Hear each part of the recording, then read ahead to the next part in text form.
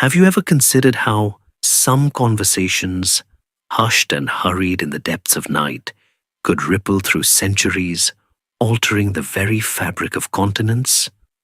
Or how a simple choice, made by a young, hungry boy, might lead to an empire so vast it defies modern comprehension?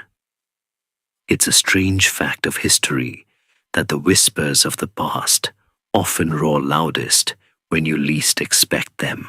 Tonight, we're going to step into one such roaring tale, a saga of horseback warriors, political intrigue, and an ambition that reshaped the world.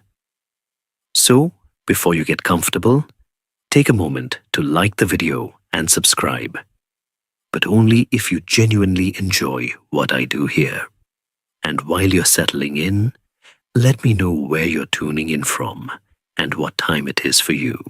Now, imagine yourself on the vast, windswept steppes of Central Asia, a place where the horizon stretches endlessly, meeting a sky so immense it seems to swallow the very earth. The air is sharp, carrying the scent of wild grasses and distant campfires. You're not a tourist here, clutching your phone for a quick selfie. No. You're a member of a nomadic tribe, your life dictated by the rhythm of seasons, the search for pasture, and the constant threat of rival clans. It's a harsh existence where survival is a daily struggle, and strength, cunning, and loyalty are your most valuable currencies. It's into this unforgiving world, around the year 1162, that a boy named Temujin is born. His father, Yesugei, is a minor chieftain of the Borjigin clan, a branch of the wider Mongol tribe. Yesugei, a name that probably doesn't roll off the tongue quite like Genghis, was a man of some local renown, mostly for his ability to, shall we say, acquire resources from his neighbors. Temujin's birth is said to have been auspicious, a blood clot clutched in his tiny fist, a sign, some believed, of his future as a warrior and a conqueror. Now, I'm not saying your baby will conquer the world if they come out holding a blood clot, but it certainly set the bar pretty high for Temujin. Life, as you might guess, wasn't a bed of roses or even a comfortable yurt for young Temujin. The Mongol tribes, while sharing a common language and culture, were constantly embroiled in petty feuds and brutal raids. It was less like a coherent nation and more like a collection of very aggressive, very well-mounted neighborhood associations, each convinced their barbecue pit was superior. When Temujin was just 9 years old, a pivotal moment, perhaps the defining trauma of his early life, occurred. His father, Yesugei, was poisoned by a rival Tatar tribe. Yes, poisoned. Not in some grand battle, but during a deceptive feast, a grim reminder that trust was a luxury few could afford on the steppes. With Yesugei gone, his family, including Temujin, his mother, Hohelun, and his younger siblings, were cast out. They became pariahs, stripped of their tribal protection and left to fend for themselves. You can picture it, right? Imagine losing your primary provider, your protector, and suddenly, you're not just struggling, you're invisible, a target for every opportunistic bandit and rival. They endured years of abject poverty, surviving on roots, fish, and small game. It was a time of immense hardship, forging in Temujin a steely resilience and a deep understanding of betrayal and loyalty. Historians still argue whether this early abandonment was the singular most significant factor in shaping his future ambition, or if it merely accelerated a destiny already brewing. Either way, it left an indelible mark. It was during these lean years that Temujin learned the ruthless realities of survival.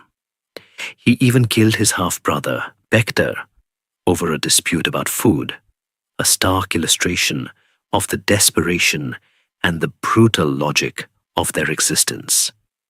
This wasn't some casual sibling rivalry over who got the last cookie.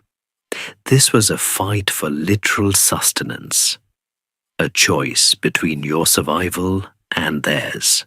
It's a sobering thought, isn't it? That the man who would command vast armies once fought for scraps of food with his own kin. This period was his grim university, teaching him about human nature, power dynamics, and the critical importance of allies. He experienced capture and escape, further honing his cunning and resourcefulness. You might say he got a master's degree in street smarts, steppe edition. These formative experiences, the loss of his father, the betrayal by his own clan, and the constant struggle for survival, collectively hardened Temujin.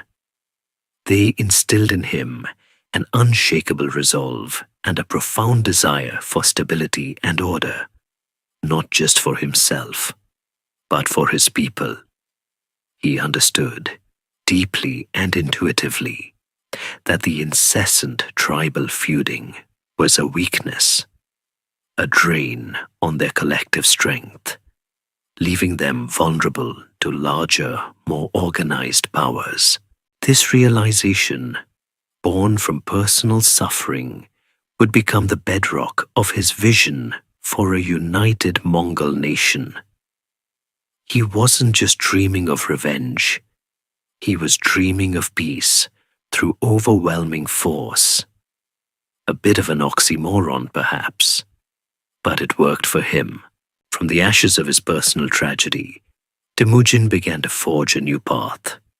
He wasn't just surviving anymore. He was strategizing, building connections, and learning the intricate dance of steppe politics.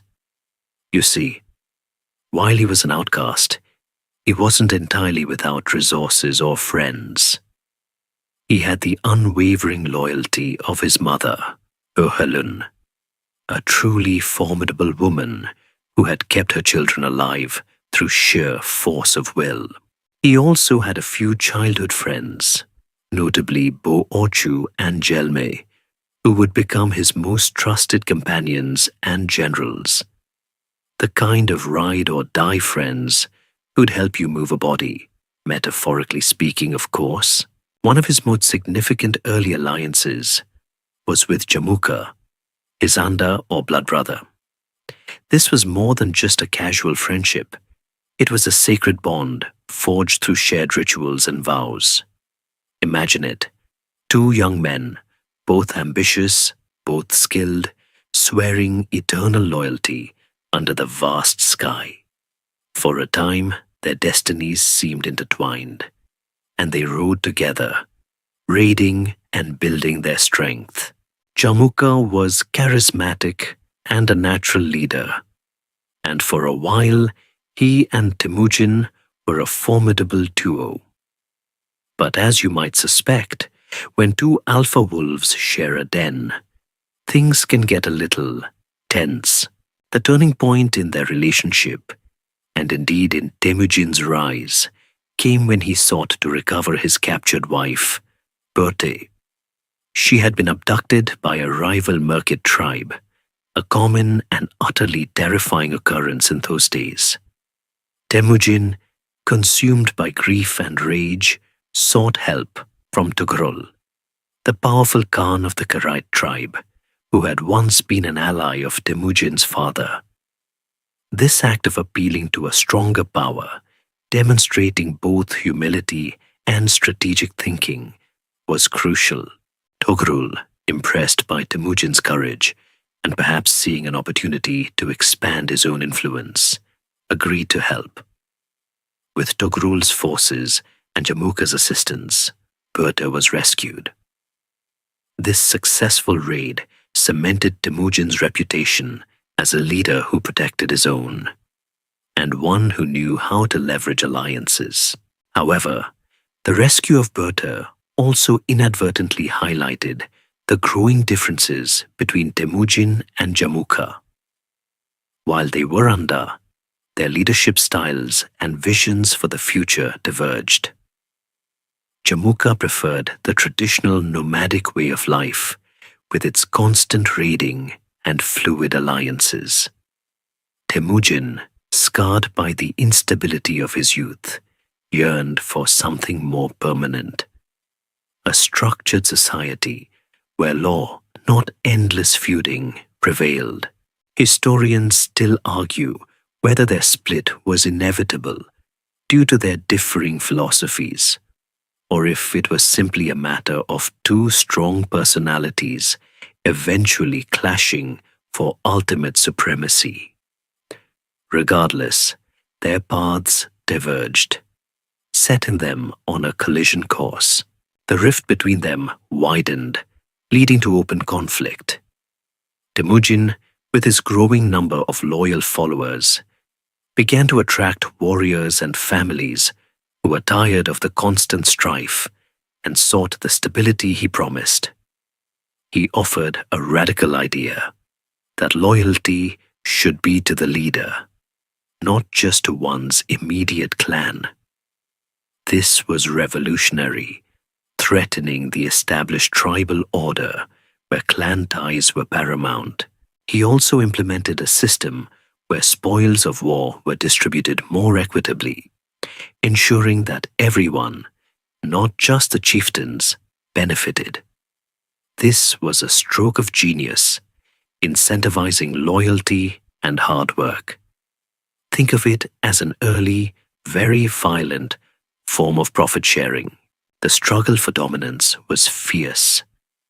Temujin fought a series of crucial battles against various tribal confederations, including the Tatars, the very tribe who had poisoned his father. This was more than just revenge. It was about systematically eliminating threats and absorbing their strength. He employed clever tactics, such as the use of disciplined units and swift maneuvers, which were often superior to the more disorganized charges of his enemies. He wasn't just a brute, he was a master tactician, a chess player on horseback. One particularly significant victory was against the Karait, his former allies under Togrul. The relationship had soured as Togrul grew wary of Temujin's rising power. Temujin, now confident in his own strength, decisively defeated the Karait, integrating many of their warriors into his own burgeoning army. This victory eliminated a major rival and significantly bolstered his forces. It's a bit like when you finally decide to cut ties with that one friend who's always just a little bit too competitive. Liberating, but with higher stakes than just who gets to pick the movie. Finally, the ultimate showdown came with Jamukha. Their rivalry had become personal, a contest for the soul of the Mongol people. In a decisive battle, Temujin's forces prevailed. Jamukha, betrayed by his own followers, was captured and brought before Temujin. In a gesture that speaks volumes about their complex relationship, Temujin offered Jamukha reconciliation, a chance to reunite their bond. But Jamukha, perhaps too proud or too committed to the old ways, refused. He requested an honorable death without the shedding of blood, a wish Temujin granted. This act, while still brutal, demonstrated Temujin's capacity for both ruthlessness and a certain grim respect for his adversaries, particularly those he once held dear. By methodically defeating and integrating the various Mongol tribes, Temujin was doing something unprecedented. He wasn't just conquering, he was unifying. He was breaking down the ancient clan barriers, forcing disparate groups to see themselves as part of a larger whole. He was laying the groundwork for a truly unified Mongol nation, something that had never existed before. It was a Herculean task, achieved through a blend of military prowess, strategic alliances, and a relentless focus on loyalty and discipline. He was building an empire, one skirmish, one broken alliance, and one unified tribe at a time. With Jamaica subdued and the major tribal confederations either defeated or absorbed, the stage was set for Temujin's grandest act. The year is now 1206. You're part of a vast assembly, an enormous gathering of the Mongol tribes known as a Kurultai, convened near the sacred source of the Onon River. The air hums with anticipation, a mix of awe and trepidation. Warriors, elders, and leaders from every corner of the steppe are present, their faces etched with the sun and wind, their eyes fixed on the man who had, against all odds, brought them together. This wasn't just a political meeting. It was a religious and spiritual affirmation. The Mongols believed in Tengri, the eternal blue sky, and success was often interpreted as divine favor. Temujin had not only triumphed militarily, but had seemingly been blessed by the heavens themselves. Imagine the scene: banners fluttering, horses neighing, the murmur of thousands of voices. Then silence descends as Temujin, now in his mid-40s, a seasoned warrior and strategist, steps forward. He stands before them, not as a chieftain of a single clan, but as the orchestrator of their unity, the architect of their newfound strength. At this monumental Kurultai, Temujin was formally proclaimed Genghis Khan. This wasn't just a new name, it was a title of immense power and significance. Genghis is often translated as universal ruler or oceanic ruler, signifying a boundless dominion. Khan simply means leader. So, in essence, he became the universal leader of the Mongols, a name that would soon strike terror and awe across continents. This wasn't a democratic election, but a ratification, a powerful symbolic act that unified their disparate identities under one singular overarching authority. It was the moment the Mongol Empire was truly born, not just as a collection of tribes, but as a recognized entity. With his new title came new responsibilities and, crucially, a new legal code, the Yasa. This wasn't some flimsy set of suggestions. It was a comprehensive body of laws, decrees, and edicts designed to govern every aspect of Mongol life, from military organization to hunting regulations, from social conduct to justice. The Yasa was written down, an astonishing feat for a traditionally oral society, demonstrating a shift towards more sophisticated governance. It decreed strict punishments for theft, dishonesty, and disobedience, aiming to eliminate the very feuding and disunity that had plagued the Mongols for centuries. Historians still debate the precise scope and influence of the written Yasa versus the unwritten customary laws, but its existence clearly marked a fundamental change in Mongol society. The Yasa also codified Temujin's, now Genghis Khan's, vision for a meritocracy. Promotion in the army and administration was based on skill and loyalty, not on aristocratic birth or tribal affiliation. This was revolutionary. Imagine a system where your background didn't matter, as much as your ability to ride, shoot, and follow orders. It meant that a humble shepherd could rise to command legions, provided he proved himself worthy. This policy attracted talent and ensured that the most capable individuals were in positions of power, a crucial factor in the empire's rapid expansion. It also fostered incredible loyalty to Genghis Khan himself, as individuals owed their rise directly to him. Under Genghis Khan, the military was completely reorganized. No longer were armies simply tribal levies fighting under their own chiefs. The army was now centrally commanded, divided into decimal units, groups of 10, Arban, 100, Jagan, 1,000, Mingan, and 10,000, Tumen. This hierarchical structure ensured discipline, efficient communication, and rapid deployment. Commanders were personally appointed by Genghis Khan and held accountable directly to him.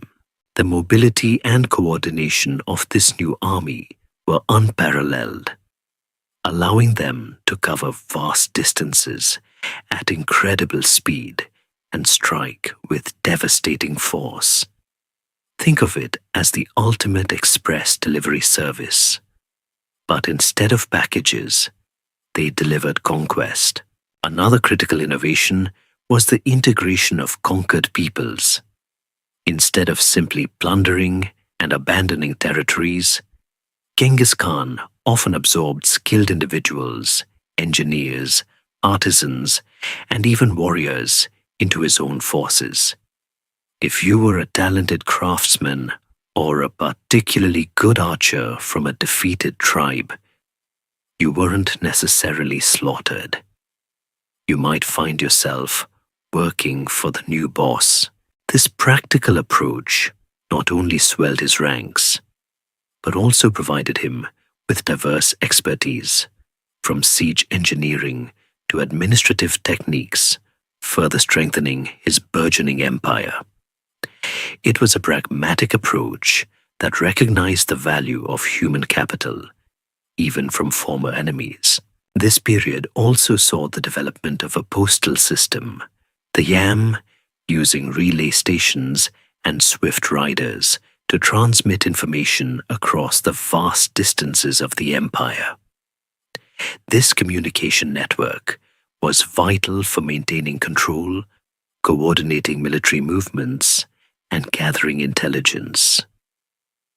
It was the ancient world's internet, except instead of cat videos, you got urgent military dispatches and perhaps the occasional request for more yak butter. So by 1206, Genghis Khan had not only unified the Mongols, but had laid the institutional groundwork for an empire.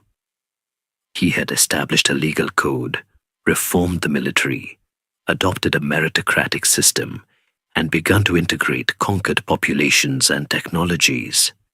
He had transformed a collection of squabbling nomadic tribes into a disciplined, formidable, and highly mobile war machine, with a clear chain of command and a grand vision.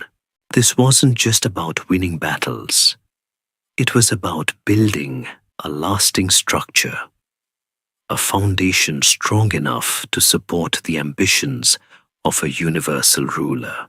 With the Mongols unified and the Yasa in place, Genghis Khan wasn't content to simply rule his newly forged nation.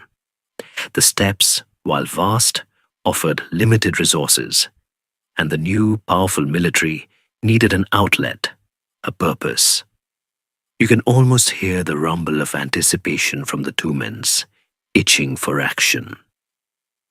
Their eyes, and indeed Genghis Khan's, turned outward, beyond the familiar grasslands, towards the settled, wealthier civilizations that bordered their lands.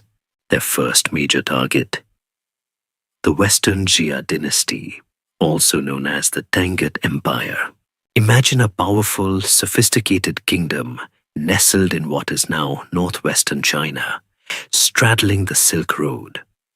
The Western Xia, with its capital at Yinchuan, was a formidable state, boasting walled cities, a rich agricultural base, and a professional army. They controlled vital trade routes, which meant wealth, but also made them a tempting target for a hungry, newly organized empire. For Genghis Khan, the Western Jia served multiple purposes. It was a rich prize, a strategic pathway to the even wealthier Jin dynasty further east, and a perfect testing ground for his newly disciplined army. It was like their first big exam after years of intense study.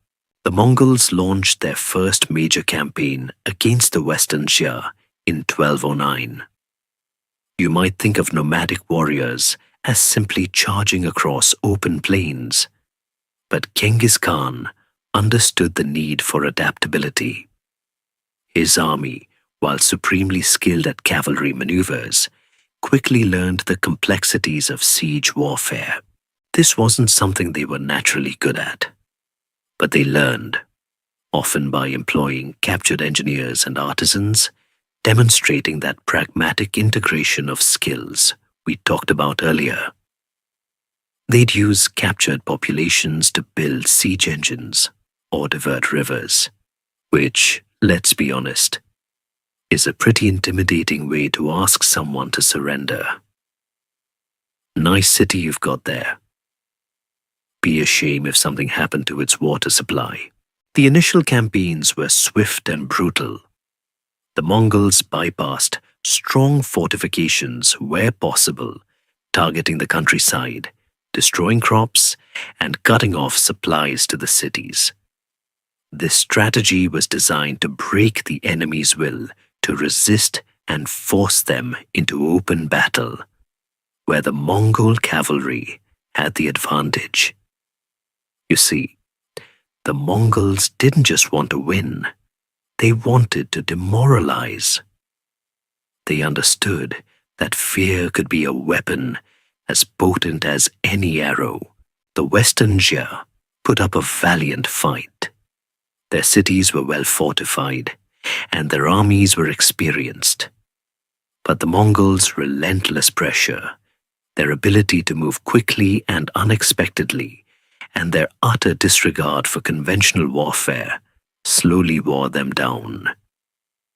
One notable tactic involved diverting the Yellow River to flood the Western Xia capital, an audacious move that nearly worked. While the flood ultimately failed due to an engineering miscalculation. Oops! It showcased the Mongols' innovative, if destructive, approach to warfare. The Tangids, facing a protracted struggle and significant losses, eventually sought peace. In 1210, the Western Xia ruler submitted to Genghis Khan, acknowledging him as his suzerain and agreeing to pay tribute, including camels, falcons, and even a daughter of the ruling house to seal the alliance.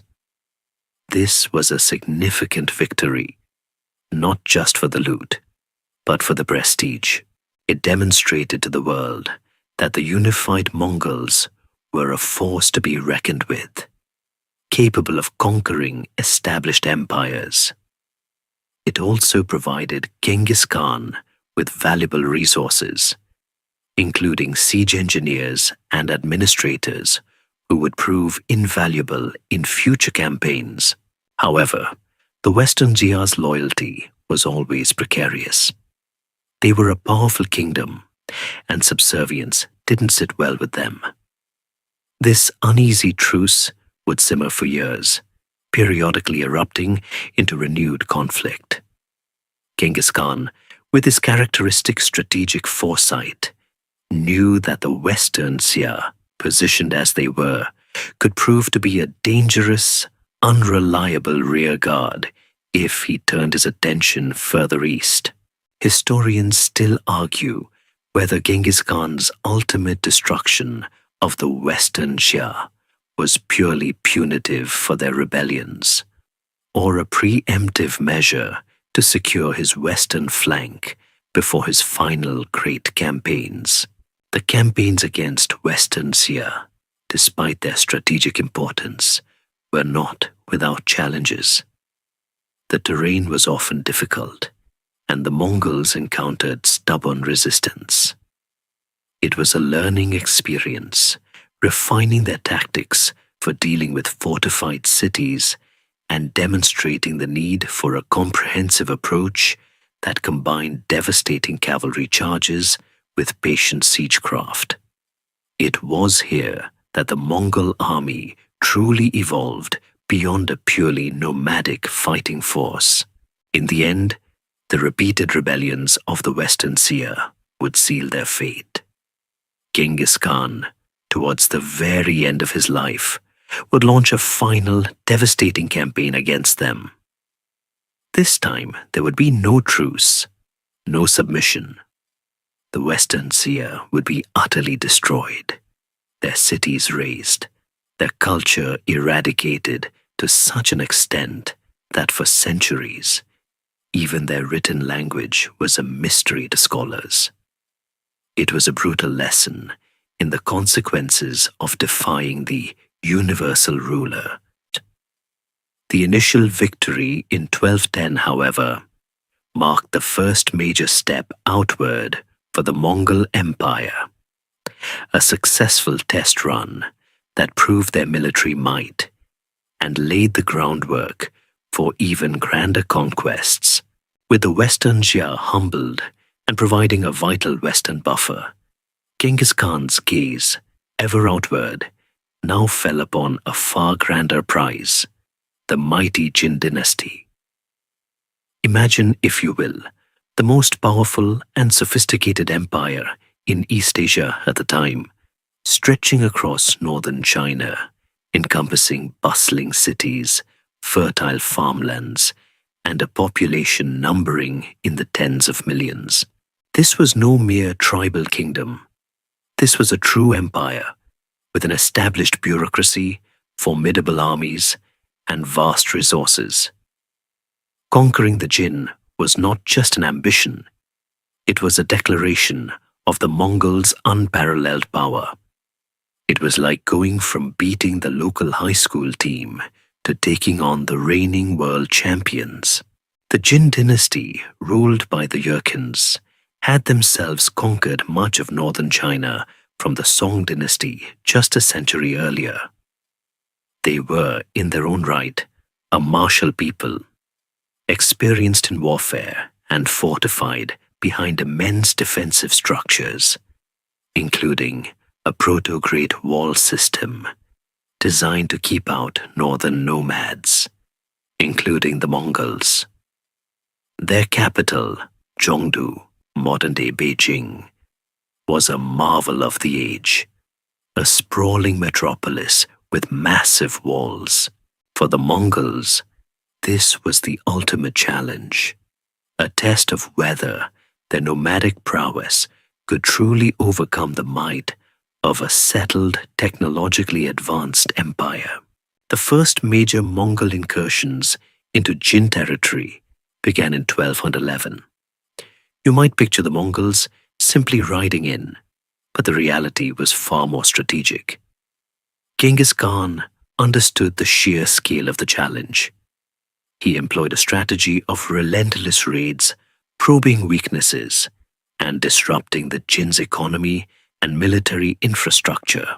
They targeted agricultural lands, disrupting food supplies, and ambushed Jin armies, avoiding large-scale pitched battles where the Jin might bring their numerical superiority to bear. This was psychological warfare as much as it was military.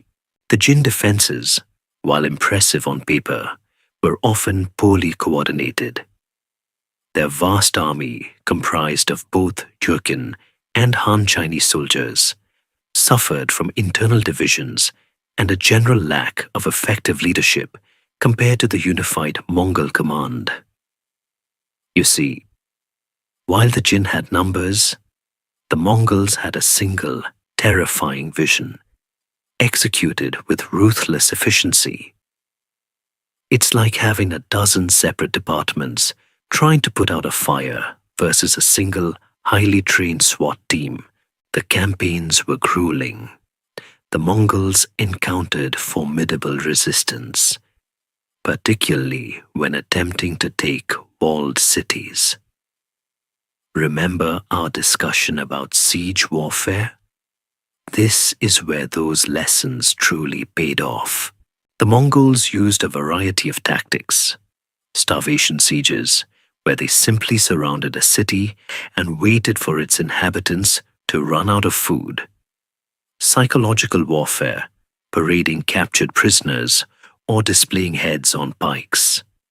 And crucially, employing captured engineers to build catapults, trebuchets, and other siege engines. They also perfected the art of human shields, forcing captured civilians or even enemy soldiers to lead the charge against their own city walls. It was brutal, efficient, and horrifyingly effective. One of the most famous and devastating engagements was the Battle of Badger Mouth, Wanazui, in 1211. Here, Genghis Khan skillfully lured a large Jin army into a narrow valley, a classic ambush scenario. The Mongols, using their superior maneuverability and disciplined archers, decimated the Jin forces.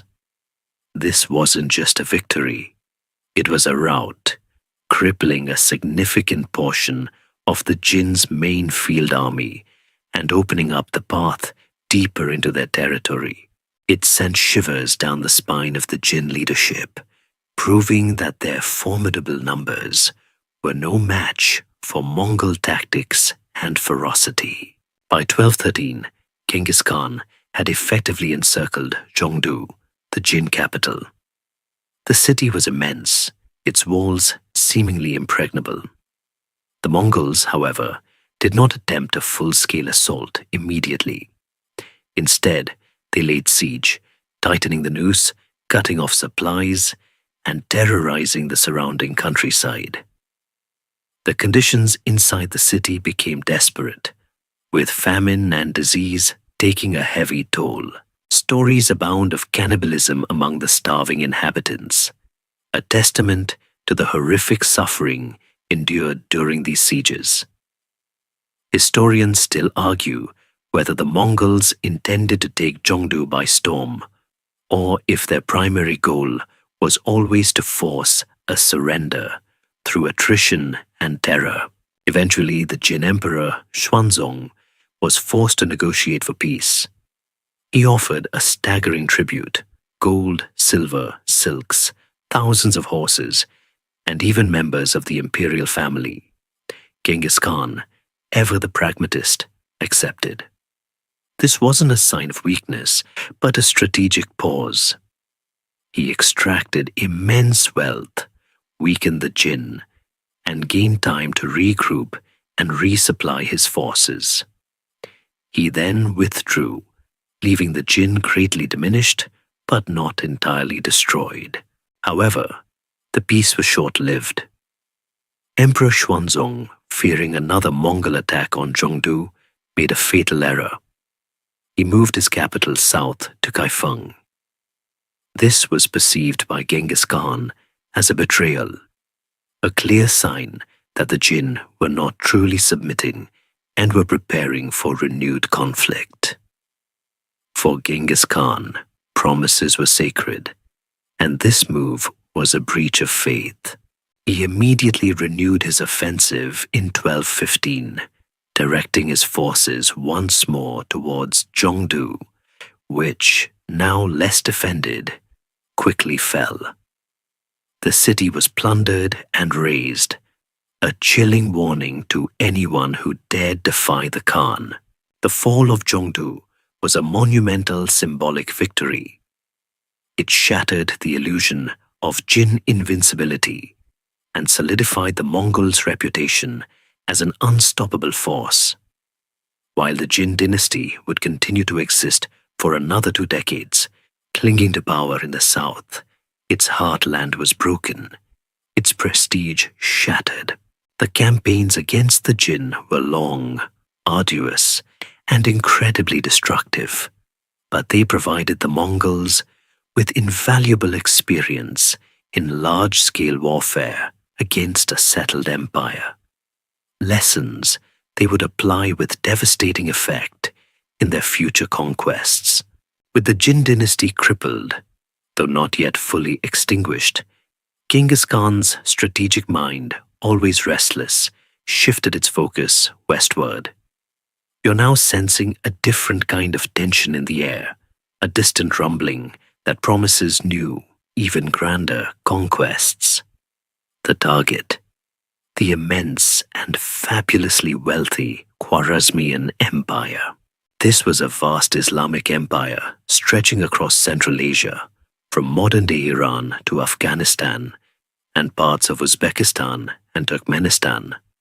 A land of ancient cities, thriving trade routes, and immense cultural richness. It was a bridge between East and West, a jewel on the Silk Road, and unfortunately for them, right in the Mongols' line of sight. The initial relationship between the Mongols and Khwarezmians was, surprisingly, one of tentative diplomacy. Genghis Khan, ever pragmatic, saw the value of trade. He dispatched a large caravan laden with valuable goods towards the Khwarezmian capital, ostensibly seeking to open trade relations. This wasn't just about business. It was also a test, a probing of the waters, and perhaps a subtle display of Mongol wealth and potential. Imagine a fleet of trucks, but instead of consumer goods, it's furs, silks, and gold, all under the banner of a rapidly expanding empire. However, the Khwarezmian Shah, Ala al-Din Muhammad II, proved to be a man of disastrous judgment. Perhaps arrogant in his empire's power, or deeply suspicious of the nomadic barbarians, he made a series of catastrophic decisions. When the Mongol trade caravan arrived at the city of Otrar in 1218, the governor, Inalchuk, accused the merchants of being spies, and without the Shah's explicit order, but certainly with his tacit approval, seized their goods and executed the entire delegation. This was an unthinkable insult, a direct affront to Genghis Khan's authority and a blatant violation of diplomatic norms. You don't just casually execute a powerful Khan's envoys. That's like kicking a sleeping dragon. Genghis Khan, surprisingly, gave the Shah a chance to rectify the situation. He sent a small diplomatic mission to the Shah, demanding the surrender and punishment of Inalchuk. But again, Shah Muhammad's arrogance prevailed. Not only did he refuse, but he reportedly had the chief Mongol envoy beheaded, and the beards of the other two singed, a deliberate and grave humiliation. This was the ultimate red line. For Genghis Khan, whose word and honor were paramount, this was an act of war, an unforgivable offense that demanded total retaliation. In 1219, the full fury of the Mongol war machine was unleashed upon the Khwarezmian Empire. This wasn't just a punitive raid. It was an invasion of unprecedented scale, orchestrated with terrifying precision. Genghis Khan personally led a massive force, estimated at over 100,000 to 200,000 warriors, arguably the largest army yet assembled by the Mongols. They advanced on multiple fronts, employing their signature tactics of speed, deception, and overwhelming force. The Khwarezmian Empire, despite its size and wealth, was internally weak. Shah Muhammad had dispersed his large army across various cities, a common but ultimately fatal mistake against the Mongols. He feared losing his prestige if he risked a single decisive battle, and lost.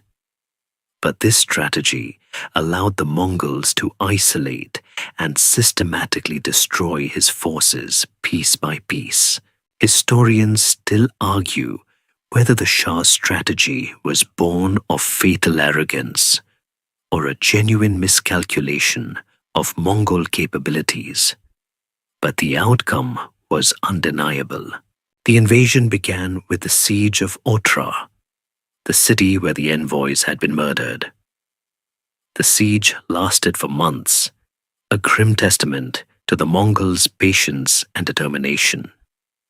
Once the city fell, Inalchuk was captured and reportedly executed by having molten silver poured into his eyes and ears. A chillingly poetic justice for a man who had coveted the silver of the Mongol merchants. Other cities fell with brutal efficiency. Bukhara, Samarkand, Urgench, these were vibrant centers of Islamic learning and commerce, now reduced to rubble and ash.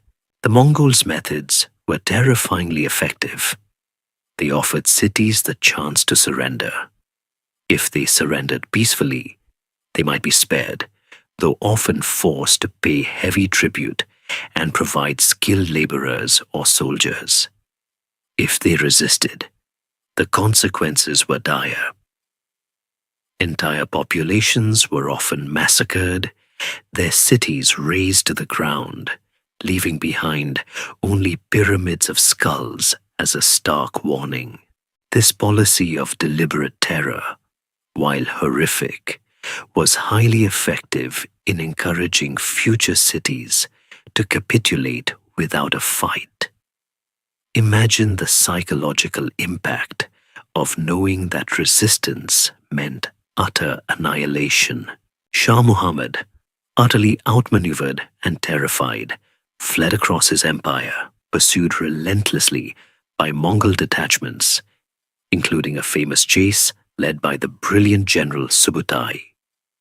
He eventually died a lonely death on an island in the Caspian Sea, his empire crumbling around him.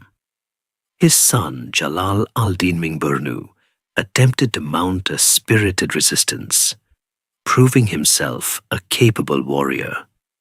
But even his bravery could not stem the Mongol tide. The invasion of the Khwarezmian Empire was one of the most destructive military campaigns in history. It resulted in the devastation of vast swathes of Central Asia, the collapse of a major Islamic power, and the deaths of millions. But for the Mongols, it was a resounding success. They had secured immense wealth, gained invaluable experience in large-scale urban warfare, and eliminated a powerful rival. More importantly, it established their reputation as an unstoppable force, capable of utterly destroying any who dared to defy them. The doors to the West were now wide open, and the world would soon learn the true meaning of universal ruler. With the Khwarezmian Empire annihilated, the western frontier of the Mongol domain stretched far into lands previously unknown to them. Genghis Khan, now satisfied with the punishment meted out and the vast wealth acquired, began his return journey eastward. But before he left, he dispatched a legendary reconnaissance mission, an epic ride into the unknown that would forever etch the names of his generals into military history. You're talking about the famous Great Raid, led by two of his most brilliant and daring commanders, Subutai and Kebe. Imagine the audacity of it. Two Tumans, perhaps 20,000 to 30,000 warriors, dispatched on a deep reconnaissance mission, not just for a few weeks, but for years, covering thousands of miles across uncharted territory. Their mission was to scout the lands beyond the Caspian Sea, to gather intelligence on potential new enemies, and to sow terror and confusion. This wasn't a full-scale invasion, but a scouting party that turned into a whirlwind of conquest. It's like sending out a drone, but the drone is actually a highly trained, heavily armed cavalry division. Subutai, often considered one of the greatest military strategists in history, was a master of grand strategy and logistics. Jebe, on the other hand, was renowned for his aggressive tactics and unparalleled horsemanship. Together, they were a perfectly balanced, utterly devastating team. They swept north through Persia, then into the Caucasus region, encountering various kingdoms and peoples who had no idea what was about to hit them. The Mongols moved with incredible speed, often appearing as if from nowhere, bypassing fortifications and striking at the heart of their opponents. Their initial targets in the Caucasus included the kingdoms of Georgia and the Cumans, Kipchaks. The Georgians, a powerful Christian kingdom, were caught entirely off guard. In a series of devastating battles, the Mongols routed their forces, leaving a path of destruction in their wake. They didn't linger to conquer and administer. Their goal was information and terror, and they achieved both with chilling efficiency. Next, Subutai and Jebe turned their attention to the vast steppes north of the Black Sea, the domain of the Cumans. The Cumans, a nomadic Turkic people, were cousins of the Mongols in lifestyle, but they were no match for the disciplined and experienced Mongol army. Facing annihilation, the Cumans desperately appealed for help from the Rus's princes, the rulers of the fragmented principalities that would eventually form modern-day Russia and Ukraine. This plea for aid led to one of the most significant battles of this campaign, the Battle of the Kalka River in 1253. Imagine the scene: a combined Russian and Cuman army, a formidable force, confident in their numbers, arrayed against the seemingly smaller Mongol contingent. The Russian princes, a diverse group, did not act with full unity, a fatal flaw that the Mongols, always keen observers of disunity, exploited masterfully. Historians still argue whether the Russian princes truly understood the existential threat the Mongols posed, or if they underestimated them as just another nomadic raiding party. Subutai and Jebe employed a classic Mongol feigned retreat. They engaged the Russes and Cuman vanguard, then pretended to flee, drawing the eager but undisciplined combined army deeper and deeper into the steppe. For days, the Russian forces pursued, stretching their lines, exhausting their horses and men, and slowly fragmenting their cohesion. When the Russians were finally strung out and vulnerable, the Mongols, who had conserved their strength, suddenly turned and attacked with full force. The ensuing battle was a complete rout. The Mongol cavalry, using their superior archery and maneuverability, systematically encircled and annihilated the Rus and Cuman forces. Many Russian princes and nobles were captured or killed. The aftermath was particularly brutal. The captured princes were executed by being placed under a wooden platform upon which the Mongol generals feasted, slowly crushing them to death. This was a deliberate act of terror and humiliation, designed to send an unmistakable message about the cost of defiance. It probably tasted a bit like victory, with a hint of existential dread. After their victory at Kalka, Subutai and Jebe continued their reconnaissance, raiding into the Crimea, then turning east, riding along the Volga River, encountering and defeating the Volga Bulgars. they eventually circled back through Central Asia, having completed an astonishing journey of over 8,000 kilometers, around 5,000 miles, in just over 2 years. They returned to Genghis Khan in 1224, laden with intelligence about the rich lands to the west and the fragmented, disunited kingdoms that lay ripe for future conquest. The great raid of Subutai and Jebe was more than just a military excursion. It was a strategic masterpiece that showcased the Mongols' unparalleled mobility, their intelligence-gathering capabilities, and their devastating battlefield effectiveness. It provided Genghis Khan with crucial information about the vulnerabilities of Eastern Europe, knowledge that would be put to horrific use by his successors. It also left a lasting impression of terror in its wake, a chilling preview of the storms yet to come.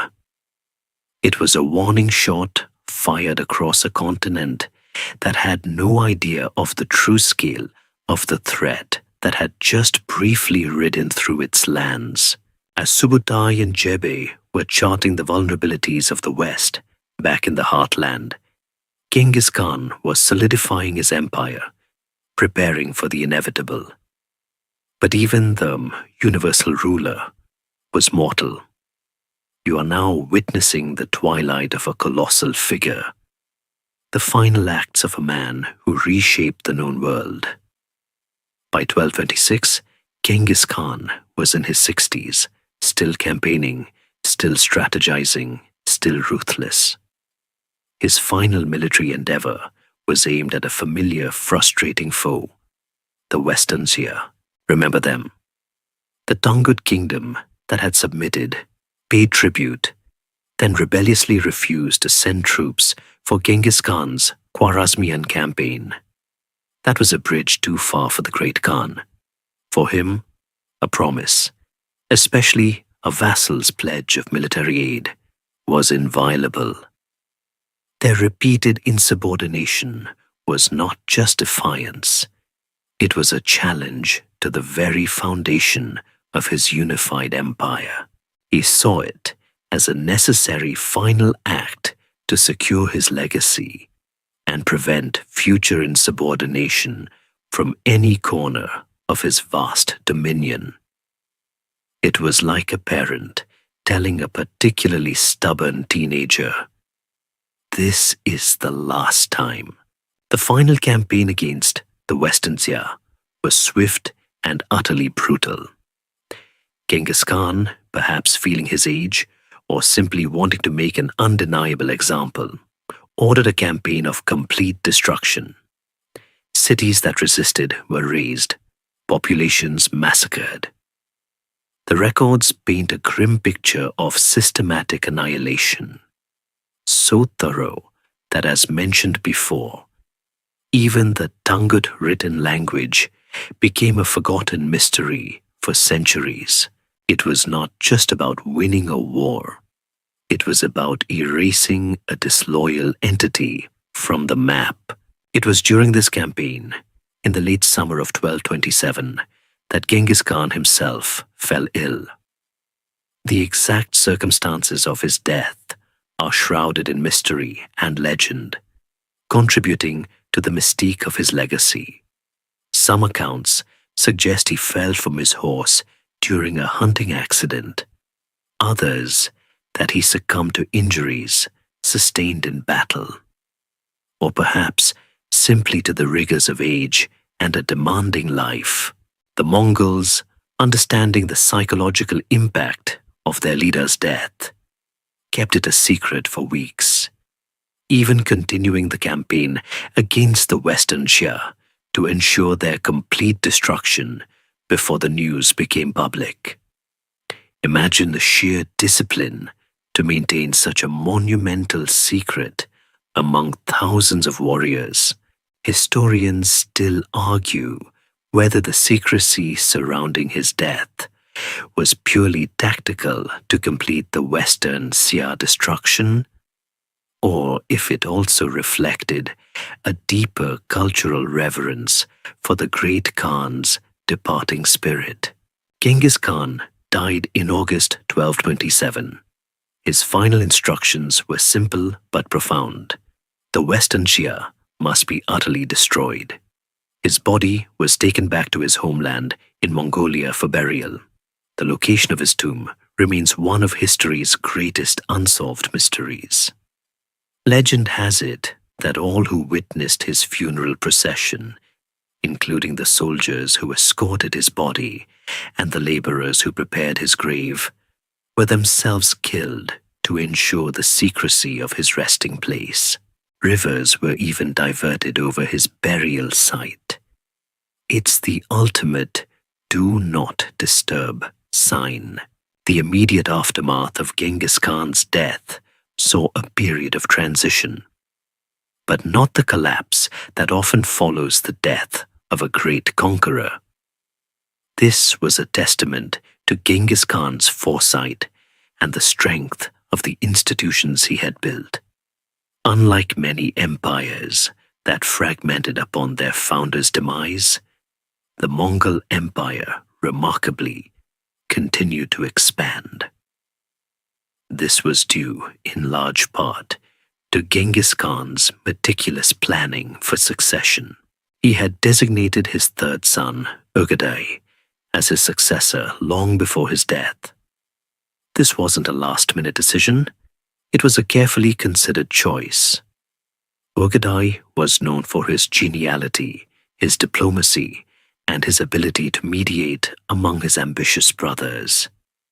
Genghis Khan understood that while he had forged the empire through conquest, its continued existence would require a ruler capable of administration and consensus building among his fiercely independent sons and generals.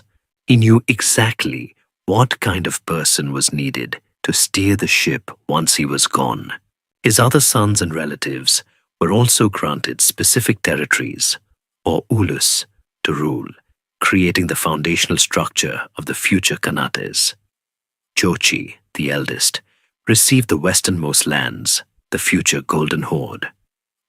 Chagatai received Central Asia, and Tului, the youngest, inherited the Mongol homeland and the bulk of the Mongol armies as custom dictated. This division, while ensuring each son had a stake, also sowed the seeds for future rivalries and eventual fragmentation. But that was a problem for another day. For now, the system held. Genghis Khan's legacy is immense and paradoxical. He was a ruthless conqueror responsible for unimaginable destruction and the deaths of millions, yet he also laid the foundation for an empire that fostered unprecedented trade and cultural exchange across Eurasia. He was a barbarian in the eyes of many, yet he established a legal code, promoted meritocracy, and created one of the most sophisticated military and communication systems of his time. He unified disparate tribes and built an enduring political entity where none had existed before. You could say he was the ultimate disruptor, the kind of leader who completely rewrites the rules of the game, leaving everyone else scrambling to catch up. His vision, his discipline, and his strategic genius continue to drive the Mongol Empire even after his death. The world had braced for the roar of the great Khan, but it was his ghost, riding with his successors, that would continue to echo across the plains and into the walled cities of Eurasia. His spirit, it seemed, was still very much in charge. With Genghis Khan laid to rest in his secret tomb, the world held its breath, perhaps expecting the vast Mongol Empire to unravel. But you're about to witness a period of consolidation and even further expansion, a testament to the organizational genius of the great Khan and the careful succession planning he had put in place. His chosen successor, Ogadai Khan, was not the most fearsome warrior of his brothers, but he possessed something equally vital for an empire of such immense scale: administrative acumen and a genuinely affable, diplomatic personality. He was the glue that would hold the disparate parts together, at least for a while. Ogadai's reign from 1229 to 1241 marks a crucial period of institutionalization and continued outward growth for the Mongol Empire. Imagine taking a whirlwind of conquest and trying to turn it into something more stable, more enduring. That was Ogadai's challenge, and he met it with remarkable success. He understood that an empire couldn't run on fear alone. It needed structure, revenue, and effective governance. One of Ogadai's first major initiatives was to complete the conquest of the Jin dynasty. Remember them? Still clinging on in southern China after Genghis Khan had crippled them. This final push, beginning in 1230, was a massive undertaking, requiring coordinated efforts from multiple Mongol armies, led by generals like Subutai. Yes, him again. He's basically the Mongol Empire's Swiss Army knife. The Jin, despite their weakened state, fought fiercely, demonstrating impressive resilience. They even employed early forms of gunpowder weapons, including fire lances and thunderclap bombs, showcasing a technological edge. But even proto-fireworks weren't enough against the relentless Mongol advance. In 1234, after a protracted and brutal siege, the Jin capital of Kaifeng finally fell. The last Jin emperor committed suicide, bringing an end to a dynasty that had ruled northern China for over a century. This was a monumental victory, not just militarily, but symbolically. It signaled the complete Mongol domination of northern China, providing them with immense resources, advanced technologies, and a massive pool of skilled labor and administrators. It was like finally getting your hands on the big prize after years of hard work. Ogadai, unlike his father, recognized the importance of rebuilding and administering conquered territories, rather than simply plundering them.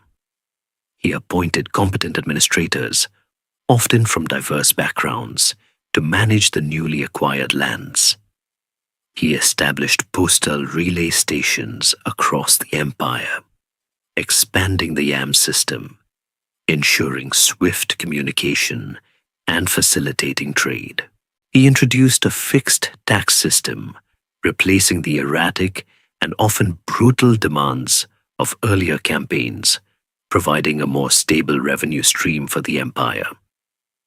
He even established a capital city, Karakorum, in Mongolia, transforming it from a nomadic encampment into a more permanent administrative center, complete with palaces, temples, and workshops. It was a conscious effort to transition from a purely nomadic war machine to a more settled imperial power. But Ogadai wasn't just a bureaucrat. He also presided over some of the most ambitious and far-reaching Mongol military campaigns. He recognized the intelligence gathered by Subutai and Jebe in the west, and he decided it was time to unleash the full force of the Mongol armies on Europe. This was a decision of truly global significance, one that would send shivers down the spine of medieval Europe. He gathered a massive army, including not only Mongols, but also contingents from various conquered peoples, and placed it under the overall command of his nephew, Batu Khan, the son of Jochi. Crucially, the brilliant Subutai was appointed as the principal military strategist, effectively running the show. This grand Western campaign, launched in 1236, aimed to conquer the Rus principalities and continue into Europe. It was a multi-pronged assault, meticulously planned, far more organized than a simple raiding party. While Ogadai himself remained in Karakoram, his strategic vision guided these massive military movements. Historians still debate how much direct control Ogadai exercised over these distant campaigns, or if he largely entrusted the operational details to his capable generals like Subutai. But his authority was clearly the driving force. Ogadai's reign also saw significant cultural exchange. As the empire grew, it brought together peoples from vastly different cultures: Chinese, Persian, Central Asian, European. While often brutal, this interaction led to the transfer of knowledge, technologies, and artistic styles across Eurasia. The Mongols, pragmatists that they were, readily adopted anything that could benefit their empire, from Chinese siege technology to Persian administrative techniques. However, Ogadai was not without his flaws. He was known for his generosity, but also for his heavy drinking, which eventually contributed to his deteriorating health. His death in 1241, unexpectedly and at a critical juncture of the European campaigns, would have profound consequences for the empire's trajectory, halting the advance into Western Europe. Ogadai Khan's reign was a pivotal period. He inherited a nascent empire forged by conquest and successfully began the arduous task of transforming it into a more stable, administered entity. He extended its reach, consolidated its gains, and ushered in an era of relative prosperity and unprecedented intercontinental exchange. He proved that the Mongol Empire was not just the creation of one man, but a robust system capable of continuing its expansion and development under capable leadership. As Ogadai Khan consolidated power in the east, the Grand Western Campaign, orchestrated under his command and led by the indefatigable Subutai and the nominal leader Batu Khan, was sweeping across the Rus' principalities. You are now witnessing the Mongol Tempest, a force that would utterly redefine the map of Eastern Europe and send shockwaves across the entire continent. Imagine the fear, the sheer panic, as news spread of an unstoppable horde, riding not for plunder alone, but for total subjugation. The invasion of the Rus' lands, beginning in 1236, was meticulously planned. The Mongol army, a multi-ethnic force of perhaps 20,000 to 150,000 men, was divided into several columns, each targeting different principalities. Their strategy was simple and terrifyingly effective: systematically conquer each city and region, leaving no unified resistance in their wake. The Rus' principalities, remember, were fragmented, constantly feuding amongst themselves, a fatal weakness the Mongols expertly exploited. It was like a dozen different little kingdoms, all arguing over whose turn it was to do the dishes, while a massive, unified army stood at their doorstep. The Mongols first struck at the Volga Bulgars, consolidating their flank before turning their full attention to the Rus lands. The winter of 1237-1238 saw the Mongols launch their assault, using the frozen rivers as highways for their cavalry, a brilliant tactical adaptation. City after city fell: Ryazan, Kolomna, Moscow, Vladimir, and then the mighty Kiev. The sieges were brutal, often ending in massacres, designed to terrorize any future resistance. The Mongols were not interested in taking prisoners, at least not until they had proven their point. The Russes' cities, despite their strong wooden walls and valiant defenders, were generally unprepared for the scale and sophistication of Mongol siege warfare. The Mongols used catapults, trebuchets, and ramming machines, often constructed on site by captured engineers, to breach walls. They also employed psychological warfare, sending envoys to demand surrender, knowing full well that resistance meant utter annihilation. The accounts of the destruction are harrowing. Entire populations put to the sword, buildings razed, cultural treasures destroyed. Kiev, once a magnificent center of Russia's culture and religion, was famously reduced to rubble, a grim symbol of Mongol might. By 1240, the heartland of Russes was devastated. The principalities were either conquered outright or forced into tributary status, becoming vassals of the emerging Mongol state in the west, which would later be known as the Golden Horde. The cultural and political landscape of Eastern Europe was irrevocably altered. This was not just a temporary raid. It was a permanent change in the power dynamics of the region. But the Mongols did not stop there. Under Subutai's strategic direction, the armies pushed further west in 1241, crossing the Carpathian Mountains and entering Central Europe. The target was now the kingdoms of Hungary and Poland, which represented the easternmost bulwarks of Catholic Europe. The Europeans, meanwhile, were largely oblivious to the true nature of the threat. They often viewed the Mongols as just another wave of nomadic raiders, or even as a scourge sent by God. The Mongols launched a coordinated, two-pronged attack. One force, primarily under the command of Kaidu, a Mongol general, not the future Khan, struck north into Poland, aiming to prevent Polish and Bohemian forces from assisting Hungary. This led to the Battle of Legnica on April 9, 1241. Here, a combined army of Poles, Germans, and various European knights, led by Duke Henry II, the Pious of Silesia, met the Mongol vanguard. The Mongols, again employing feigned retreats and their disciplined archery, utterly annihilated the European forces.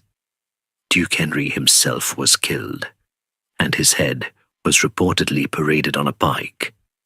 It was a crushing defeat for the European crusading forces, revealing their tactical inferiority against the Mongol war machine. Imagine the shock, the terror, as news of this devastating loss spread westward.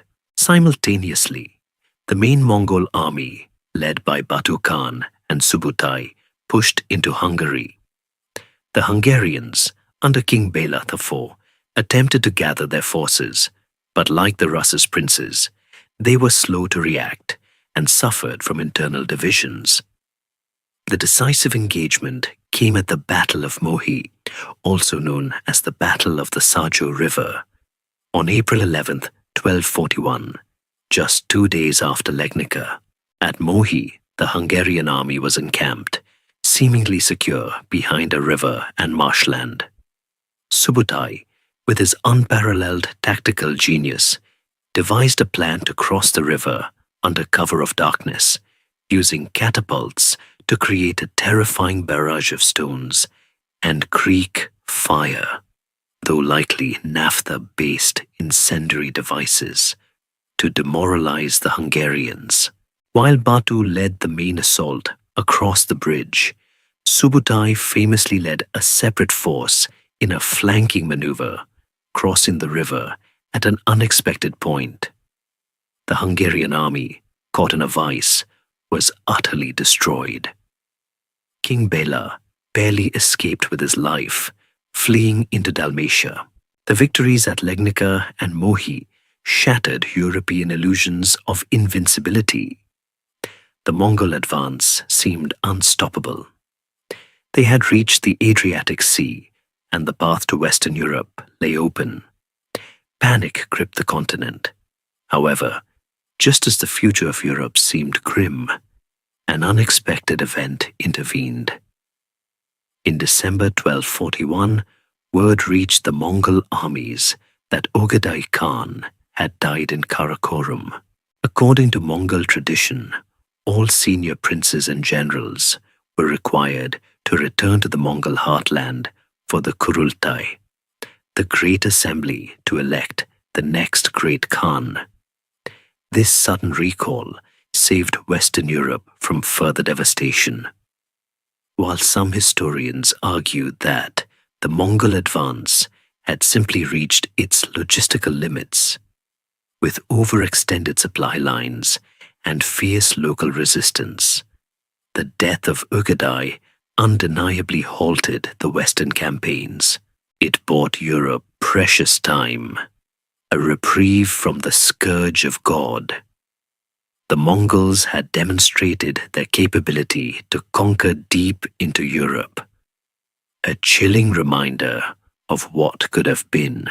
The sudden recall of the Mongol armies from the frontiers of Europe, triggered by Ogadai Khan's death, saved the continent from a deeper invasion, but it did not diminish the conquests already achieved in the West.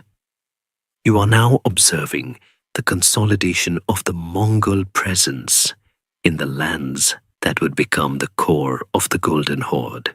Imagine a vast, sprawling territory stretching from the forests of Russia to the steppes of Central Asia, overseen by the descendants of Chokhi, Genghis Khan's eldest son.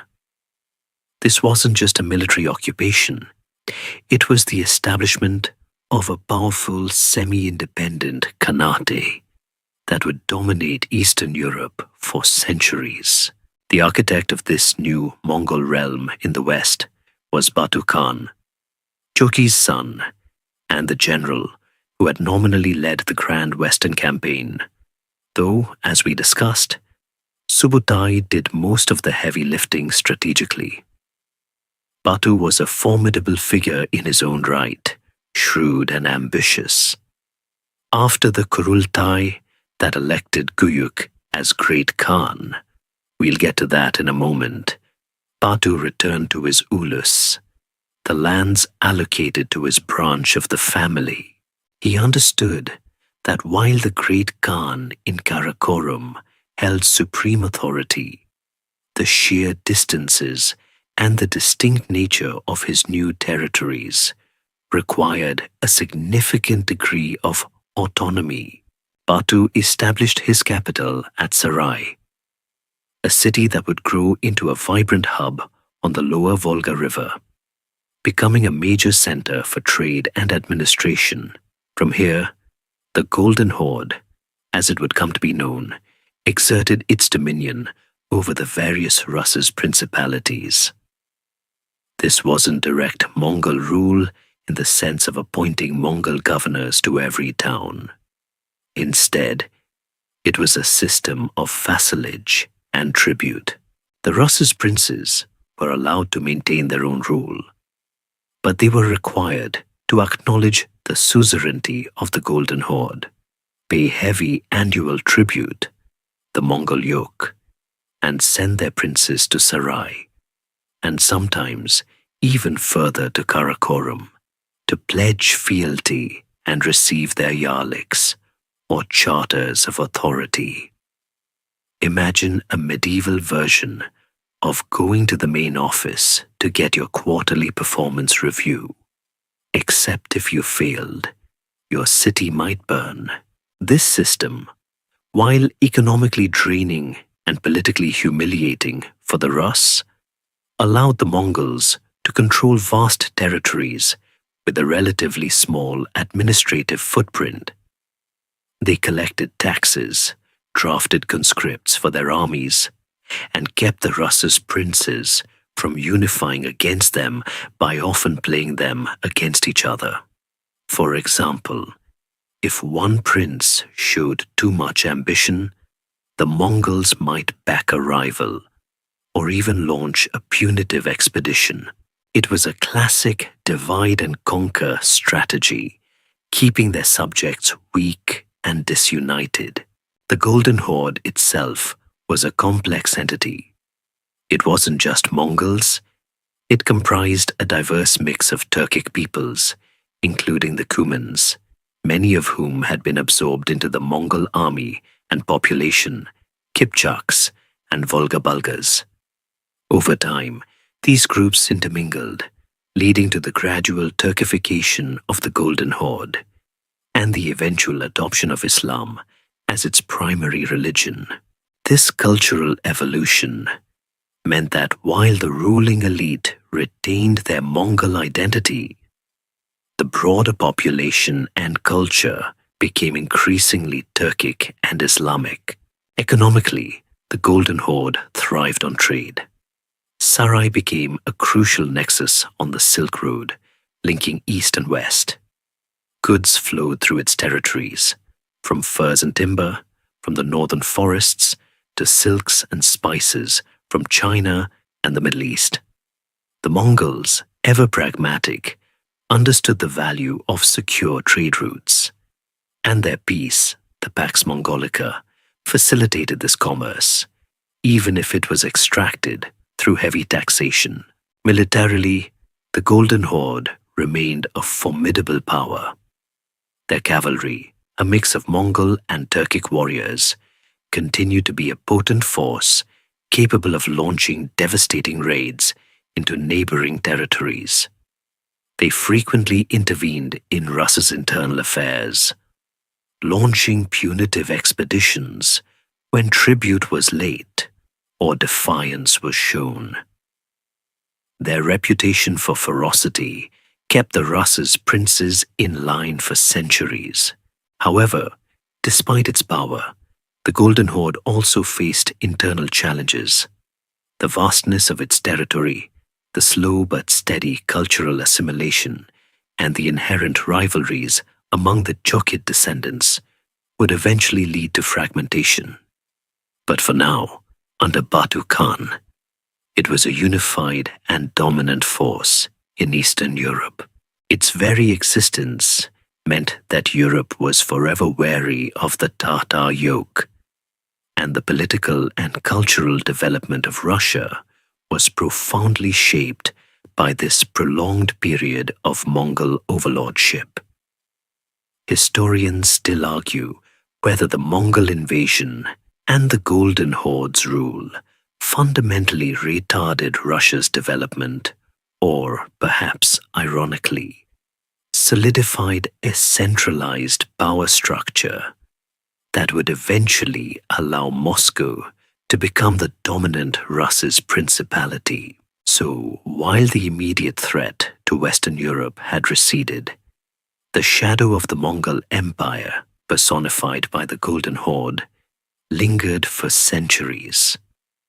It was a constant reminder of the destructive power of a unified nomadic force and a testament to the enduring legacy of Genghis Khan's ambition, now carried forward by his grandchildren. While Batu Khan was establishing the Golden Horde in the west, back in the Mongol heartland, the empire was facing the critical task of choosing its next supreme leader. You are now observing a period of intense political maneuvering and suspense, a high-stakes game of thrones for the great Khan. Ogedai's death in 1241 had triggered the requirement for a new Kurultai, and this grand assembly, delayed by various factors, finally convened in 1246. The interregnum, the period between Ogedai's death and the election of his successor, was fraught with tension. Ogedai's widow, Turagena Khatun, served as regent. She was a shrewd and ambitious woman, determined to secure the succession for her son, Kuyuk. However, this wasn't a unanimous choice. The various branches of the Genghis Khanate family, particularly the descendants of Genghis Khan's other sons, Jochi, Chagatai, and Tului, each had their own ambitions and preferred candidates. Batu Khan, for instance, a powerful figure in the West, had a strained relationship with Kuyuk and did not attend the Kurultai, a significant snub that highlighted the growing fault lines within the empire. Imagine thousands of Mongol notables, tribal leaders, and foreign envoys converging on Karakorum. The process of electing a great Khan wasn't a simple vote. It involved intricate negotiations, behind-the-scenes lobbying, and a lot of feasting and ceremony. Töregene Katun, through skillful diplomacy and lavish gifts, managed to sway enough support for her son. She essentially ran a very effective, very expensive political campaign, ensuring Kuyuk had the votes, or rather, the assent. In 1246, after much deliberation and political wrangling, Kuyuk Khan was formally enthroned as the third great Khan. His ascension was marked by immense pomp and ceremony, meant to project an image of undisputed authority and divine favor. Envoys from across the known world were present, including the famous Franciscan friar John of Plano Carpini, who provided one of the earliest and most detailed European accounts of the Mongols. He basically got a front row seat to medieval history in the making. Kuyuk's reign, however, was destined to be remarkably short and largely marked by internal conflicts rather than grand conquests. He was a rather sickly man, plagued by illness throughout his life.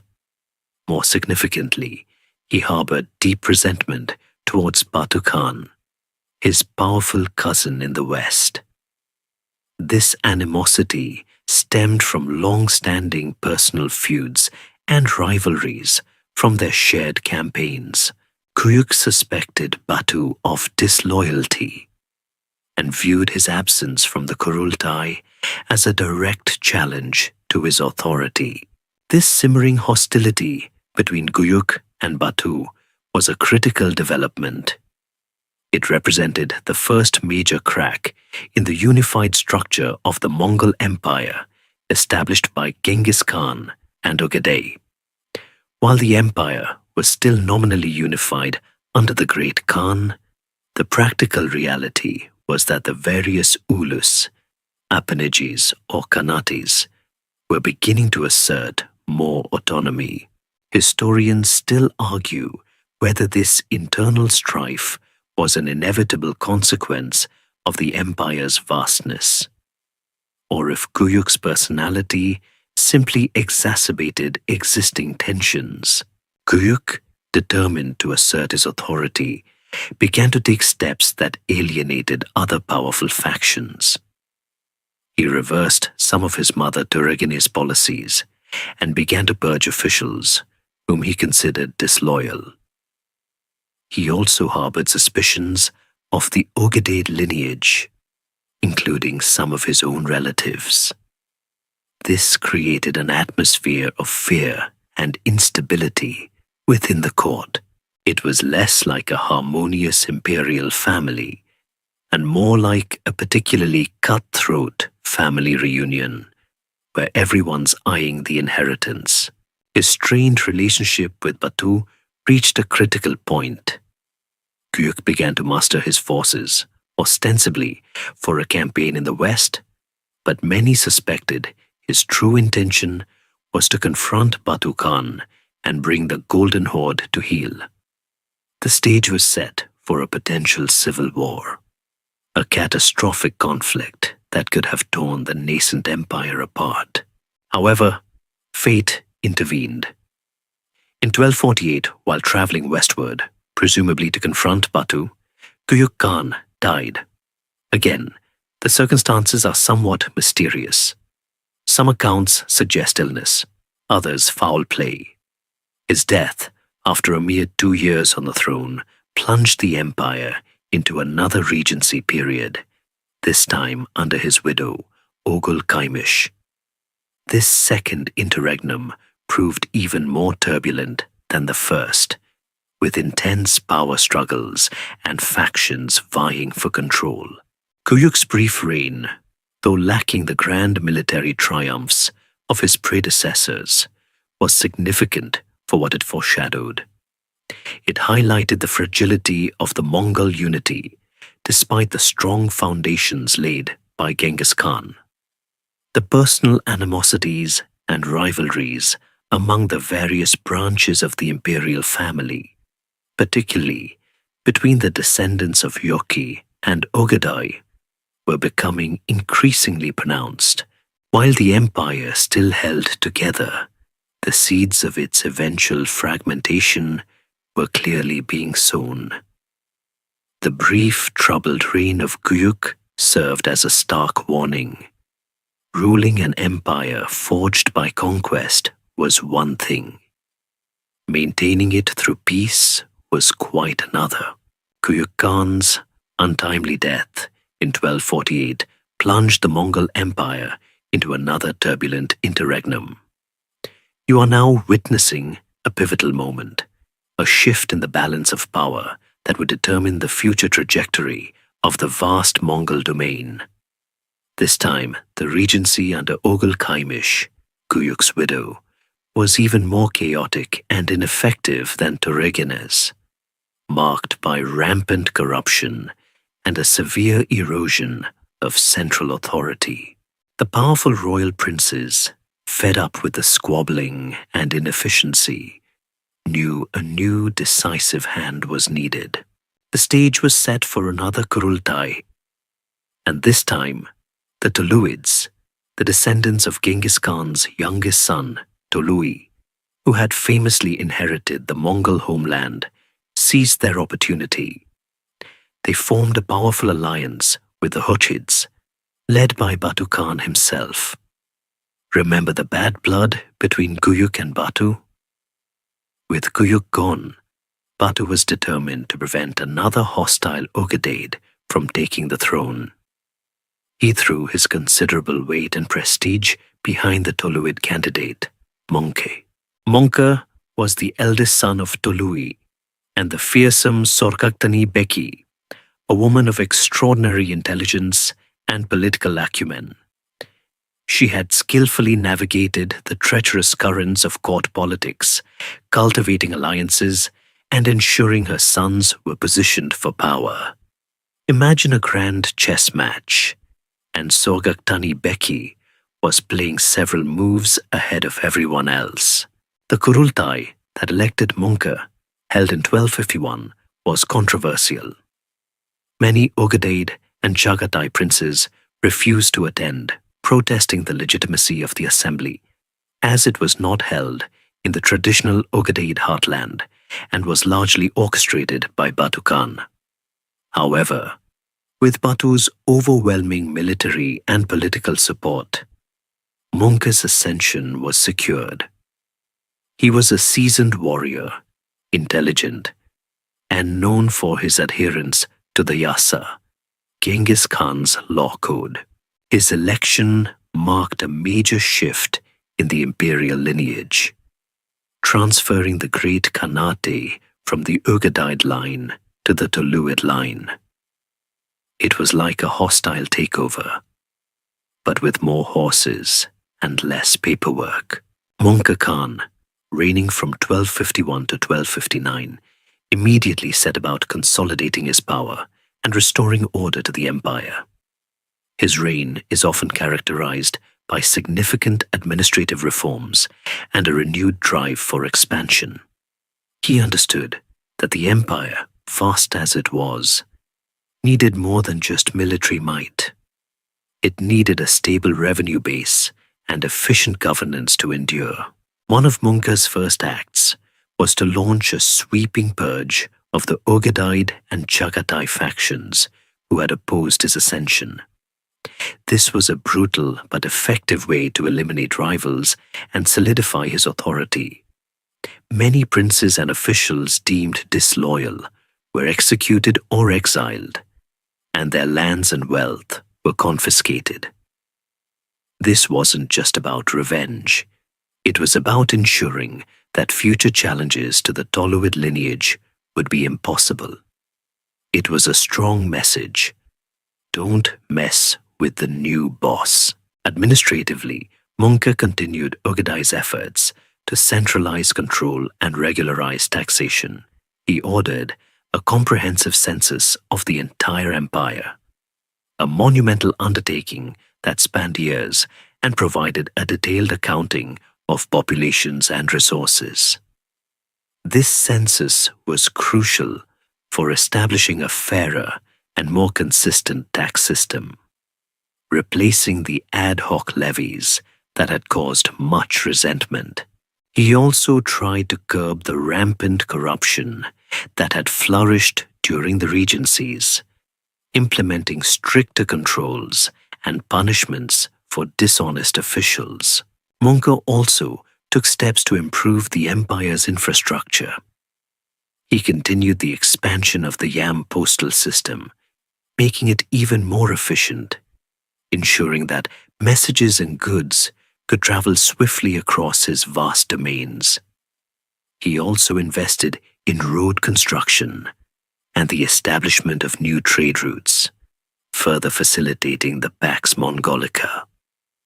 He understood that a well-connected empire was a well-controlled one. Crucially, Mongke reignited the spirit of conquest that had somewhat waned during the interregnums. He decided to pursue two massive campaigns, each aimed at significant, unconquered territories.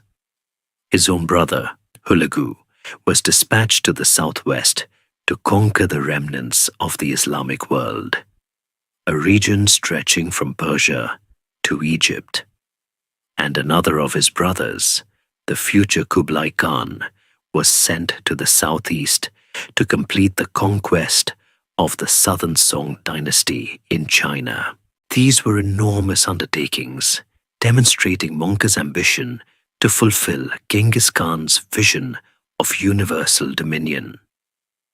Historians still debate whether Mongke's renewed focus on conquest was a deliberate return to the roots of the empire, or simply a pragmatic way to utilize his powerful, restless armies.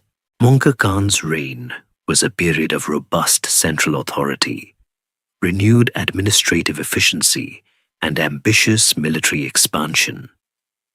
He was a stern but just ruler, respected for his intellect and his commitment to the Asa.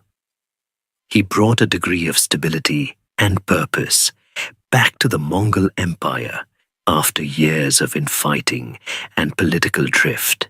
He set the stage for two of the most significant conquests in Mongol history, campaigns that would drastically alter the geopolitical landscape of Asia and beyond. His rule was a powerful reminder that the Mongol Empire, despite its internal squabbles, was still a force to be reckoned with, capable of unleashing its full might on the world. Under Mongke Khan's renewed vision of conquest, the western wing of the Mongol war machine was set into motion, targeting the heartlands of the Islamic world. You are now about to witness one of the most devastating and culturally significant campaigns in human history, the destruction of the Abbasid Caliphate and the fall of Baghdad. This was not just a military expansion. It was a cataclysm that reshaped the Middle East and sent ripples through the entire Islamic world.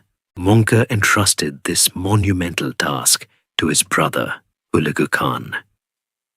Hulagu was a formidable general, known for his relentless determination and brutal efficiency, much like his grandfather, Genghis Khan.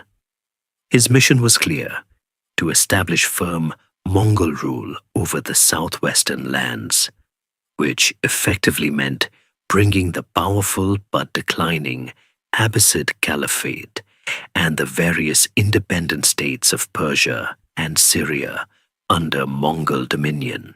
This wasn't a quick raid.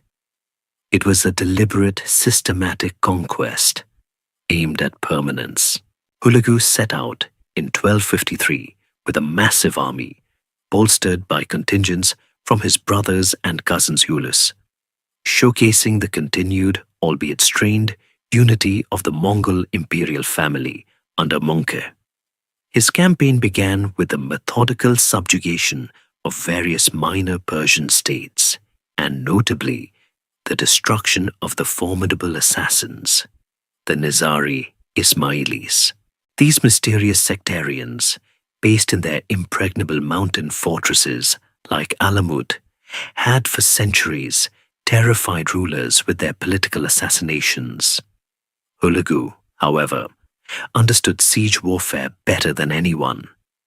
His engineers and sappers, many of them Chinese, meticulously dismantled the fortresses, bringing an end to the assassins' reign of terror in 1256. It was a testament to Mongol persistence and their advanced siegecraft. If you thought your latest home renovation project was tough, try knocking down a medieval fortress with nothing but rocks and sheer willpower. With the assassins removed, the path to the jewel of the Middle East lay open: Baghdad. For centuries, Baghdad had been the magnificent capital of the Abbasid Caliphate, a beacon of Islamic learning, art, and science. It housed vast libraries, grand mosques, and scholars whose knowledge stretched across fields. It was the cultural and spiritual heart of Sunni Islam, a city of unparalleled wealth and prestige. Its ruler, Caliph al-Mustasim, however, was weak and indecisive, relying more on diplomacy and spiritual authority than military strength. Hulagu, ever pragmatic, sent an ultimatum to the Caliph in 1257, demanding his surrender and the dismantling of Baghdad's fortifications. The Caliph, arrogant and misguided, foolishly refused, confident in the city's strong walls and the non-existent support he believed he would receive from other Muslim rulers. This was a fatal miscalculation. You simply did not defy the Mongols, especially not after they'd just cleared out a bunch of highly effective assassins. The siege of Baghdad began in January 1258. The Mongol army, numbering in the tens of thousands and augmented by Christian contingents, including Georgians and Armenians, who saw the campaign as a holy war against their Muslim overlords, completely encircled the city. The siege was brutal and relatively short, lasting only a couple of weeks. The Mongols employed a variety of siege engines, constantly bombarding the walls, while also systematically destroying any sallying parties. On February 10th, 1258, Baghdad fell. The ensuing sack was one of the most horrific events in human history. For days, the Mongols unleashed their fury on the city. Libraries were burned, their priceless manuscripts tossed into the Tigris until the river reportedly ran black with ink. Mosques were desecrated, palaces plundered, and the vast population massacred. Estimates of the dead vary wildly, but they run into the hundreds of thousands. The Caliph al-Mustasim was captured and executed, reportedly rolled in a carpet and trampled to death by horses, a method designed to avoid spilling royal blood onto the ground, a Mongol superstition. The destruction of Baghdad marked the symbolic end of the Islamic Golden Age. The Abbasid Caliphate, which had endured for over 500 years, was extinguished. The intellectual and cultural heart of the Muslim world was gutted, and it would take centuries for the region to recover. Historians still argue whether the destruction of Baghdad was a deliberate act to cripple Islamic civilization, or simply an unfortunate consequence of Mongol military policy towards resistant cities. Regardless, the impact was profound and long-lasting. After Baghdad, Hulagu continued his westward advance. His forces conquered Syria, taking Aleppo and Damascus in 1260, often aided by local Christian populations eager to throw off Muslim rule. The road to Egypt, the last major Islamic power standing, seemed open. Hulagu established the Ilkhanate in Persia, another major Mongol Khanate, a vast dominion that would profoundly influence the cultural and political development of Iran for centuries. However, just as his armies prepared to invade Egypt, Hulagu received critical news. His brother, Möngke Khan, had died in China in 1259. Like Batu's recall from Europe, this necessitated the return of many of his senior generals and a significant portion of his army to Karakorum for the Kurultai to elect the next great Khan. Hulagu himself remained in the Middle East, leaving only a smaller force under his general Kitbuka to hold the newly conquered territories. This sudden withdrawal would prove to be a crucial turning point, setting the stage for the first major Mongol defeat. The tide, which had seemed so unstoppable, was about to turn. As Hulagu Khan departed from the Middle East, summoned by the grim news of his brother Möngke's death, he left behind a relatively small Mongol force to hold the vast, newly conquered territories. You are now about to witness a moment of profound historical significance. The first decisive defeat of a major Mongol army. This wasn't just a skirmish. It was a battle that shattered the myth of Mongol invincibility and altered the geopolitical landscape of the Eastern Mediterranean. The Mongol forces remaining in the Levant were commanded by Kitbuka, a seasoned Nestorian Christian general, utterly loyal to Hulagu. Kitbuka continued the Mongol advance, pushing deeper into Syria, with their sights set on Egypt, the last great power in the Islamic world not yet under Mongol dominion. Egypt was ruled by the Mamluks, a unique military caste composed primarily of Turkic slave soldiers, renowned for their fierce martial prowess and unwavering loyalty to their sultan.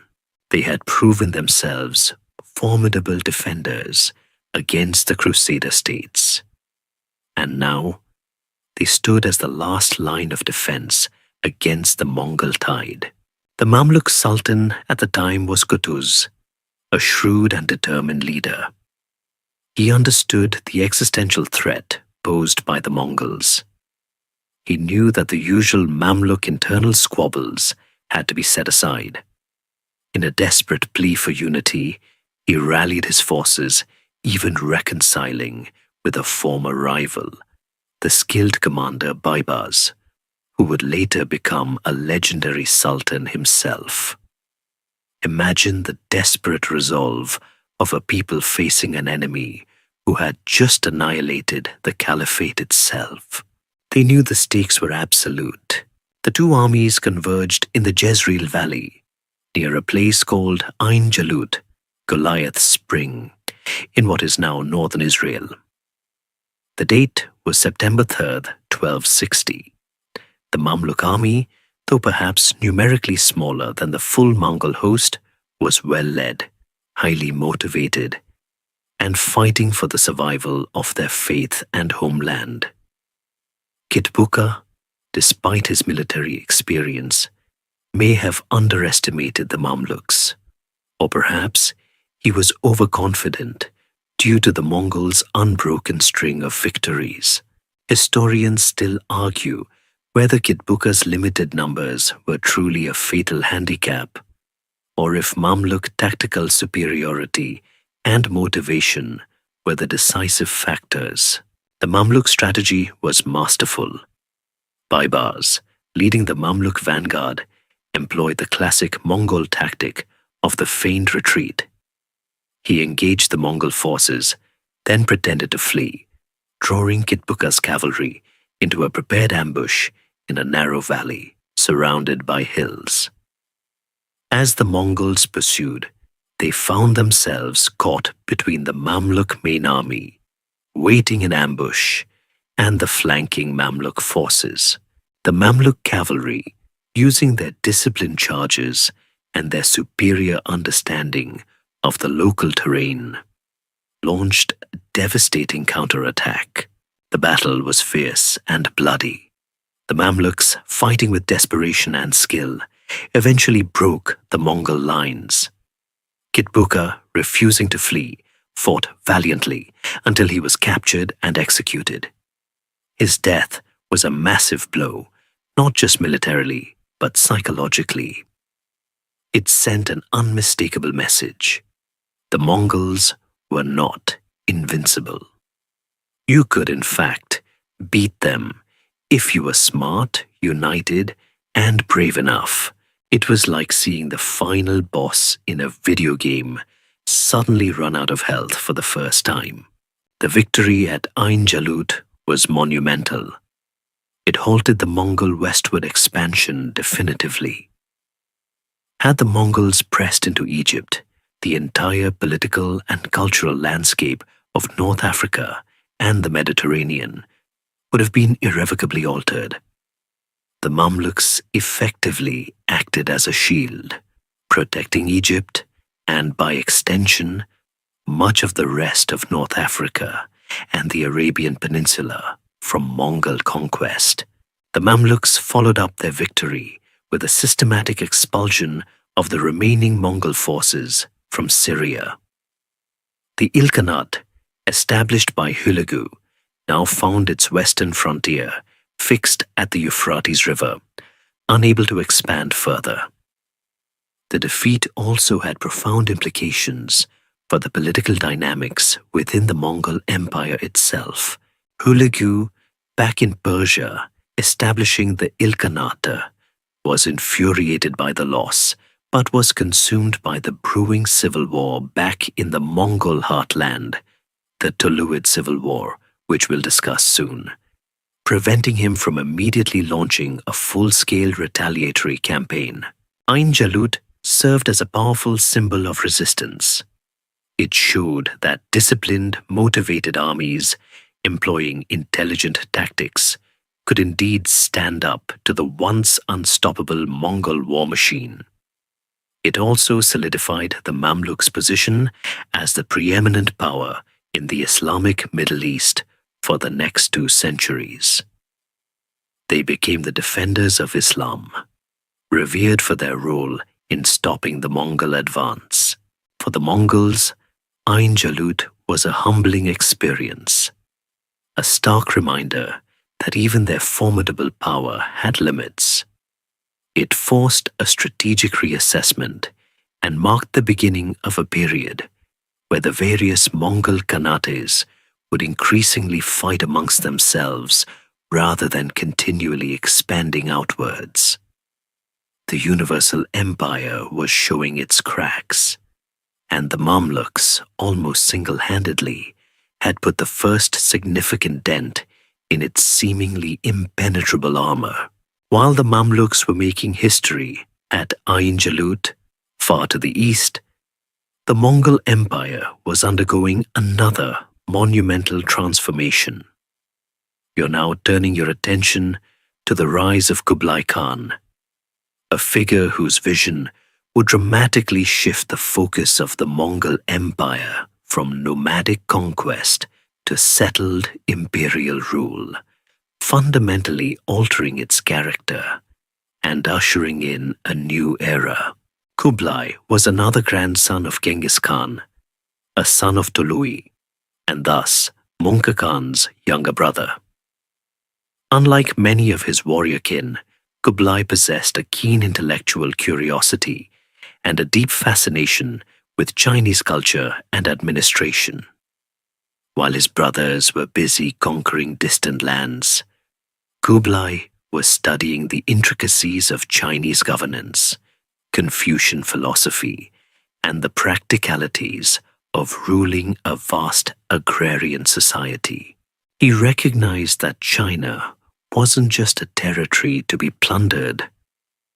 It was a civilization to be mastered and governed. It was less about smashing things and more about building a really big, well-oiled machine. His opportunity came when his brother Mongol Khan assigned him the task of conquering the southern Song dynasty. Remember the Jin dynasty? The Mongols had conquered their northern half. Now, the wealthy and culturally vibrant southern Song, controlling the richest and most populous parts of China, remained. This was an immense undertaking, a generation-long struggle against a sophisticated and populous empire. Mongol's death in 1259, while campaigning in China, plunged the Mongol Empire into yet another succession crisis. But this one was different. It triggered a full-blown civil war known as the Toluid Civil War between Kublai and his younger brother, Arikböke. Arikböke, upholding traditional Mongol nomadic values, was elected Great Khan at a Kurultai in Mongolia by the conservative Mongol factions. Kublai, however, had the support of the Mongol forces in China and the backing of his powerful mother, Sorgaktani Beki's legacy. He quickly convened his own Kurultai in Kaiping, China, where he too proclaimed himself Great Khan. This was a direct challenge to Mongol tradition and a clear sign of the growing schism within the empire. Kublai's decision to base himself in China and embrace Chinese administrative methods further alienated the traditionalist Mongols, who viewed his adoption of settled ways as a betrayal of their nomadic heritage. The civil war lasted for 4 arduous years, 1260–1264, a devastating conflict that drained Mongol resources and led to internal strife. Ultimately, Kublai, with his superior access to Chinese resources and manpower, prevailed. Arikböke surrendered in 1264, solidifying Kublai's position as the dominant, though not universally accepted, Great Khan. With his position secured, Kublai Khan embarked on his grand project, the complete conquest of the southern Song dynasty and the establishment of a new imperial order in China. This was no quick campaign. It was a slow, methodical war of attrition, lasting until 1279. The southern Song, despite their military weaknesses, were tenacious and resourceful, possessing a large navy and formidable defenses along their rivers. Kublai, however, applied a different approach than his predecessors. While still capable of brutality, he emphasized Chinese methods of governance and administration. He utilized Chinese engineers for siege warfare, Chinese scribes for bureaucracy, and even incorporated Chinese troops into his army. He fostered economic recovery in northern China, promoting agriculture and trade, and showed a pragmatic respect for Chinese culture and scholarship, inviting Confucian scholars to his court. He built a new capital at Dadu, modern-day Beijing. a magnificent city designed along traditional Chinese lines, signaling his intention to rule China as a Chinese emperor, not merely a foreign conqueror. In 1271, Kublai Khan formally proclaimed the establishment of the Yuan dynasty, meaning origin or beginning, adopting a traditional Chinese dynastic name. This was a profound symbolic act, indicating his legitimacy as a Chinese emperor, even though he was ethnically Mongol. He was, in essence, trying to have his nomadic cake and eat it with Chinese imperial frosting.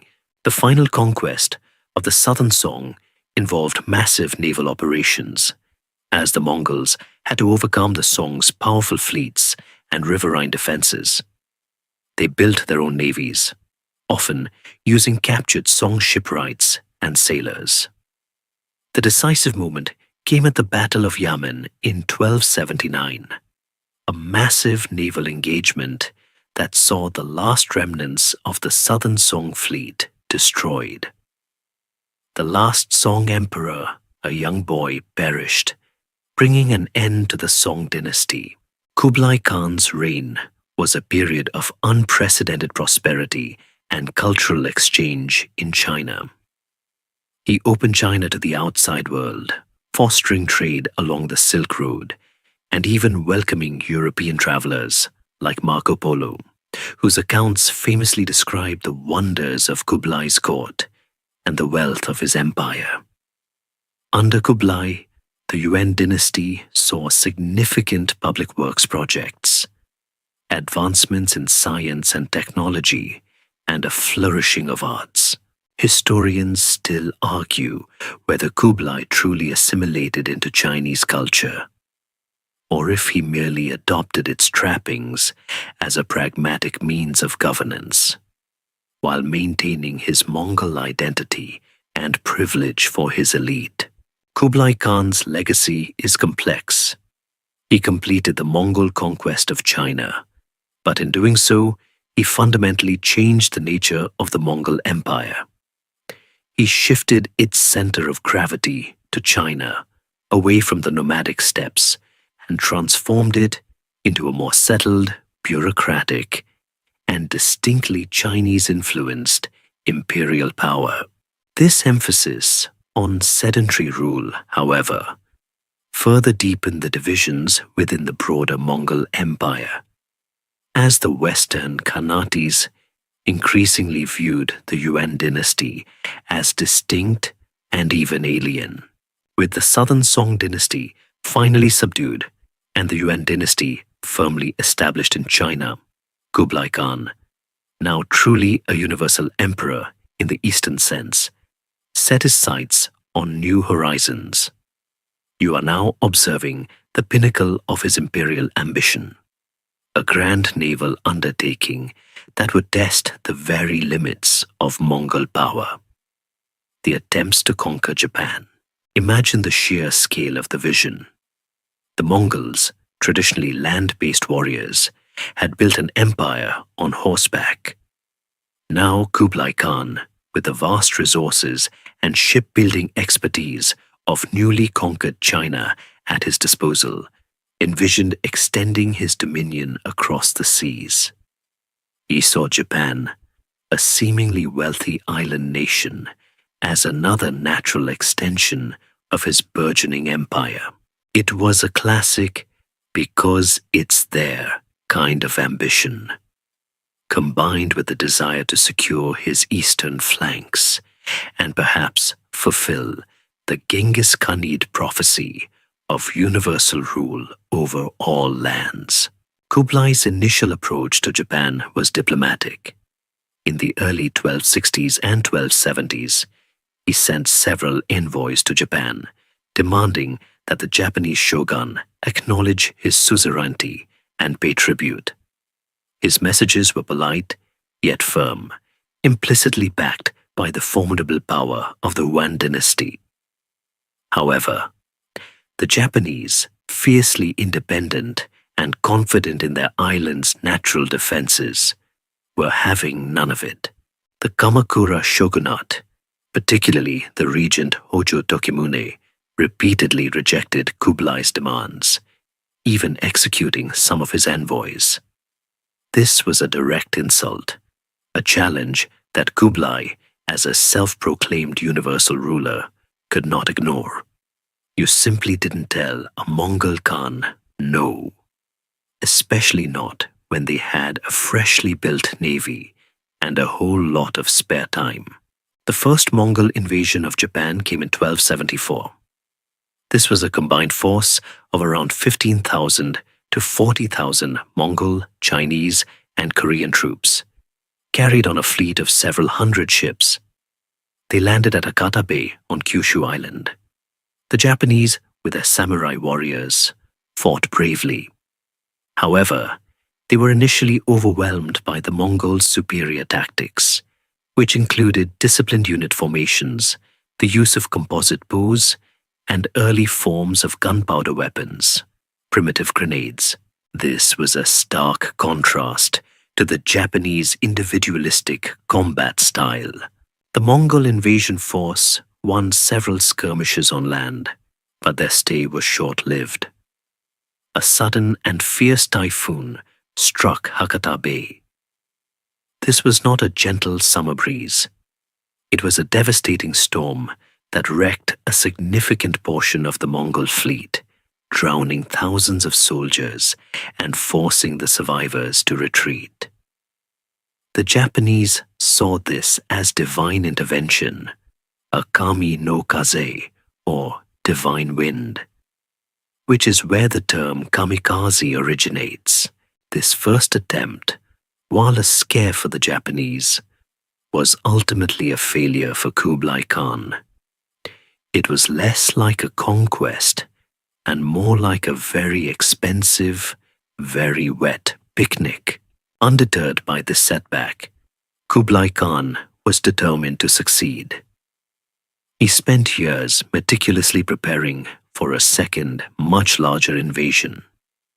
He poured vast resources into shipbuilding, constructing an enormous fleet, a truly colossal undertaking involving hundreds of thousands of laborers. This second invasion force was gargantuan, estimated at up to 140,000 troops, carried on thousands of ships. This was arguably the largest naval expedition in history before the D-Day landings of World War II. The second invasion was launched in 1281. The Mongols again targeted Hakata Bay. This time, the Japanese were better prepared. They had spent the intervening years building a defensive stone wall along Hakata Bay designed to thwart Mongol landings. They also had a more organized defense and a clear strategy of engaging the Mongol ships at sea or immediately upon landing, preventing them from establishing a solid beachhead. The fighting was fierce and protracted.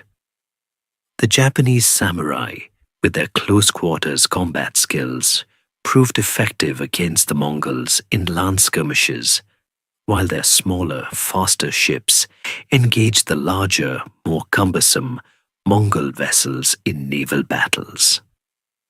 The Mongols found it difficult to deploy their land-based tactics effectively in the coastal and island environment.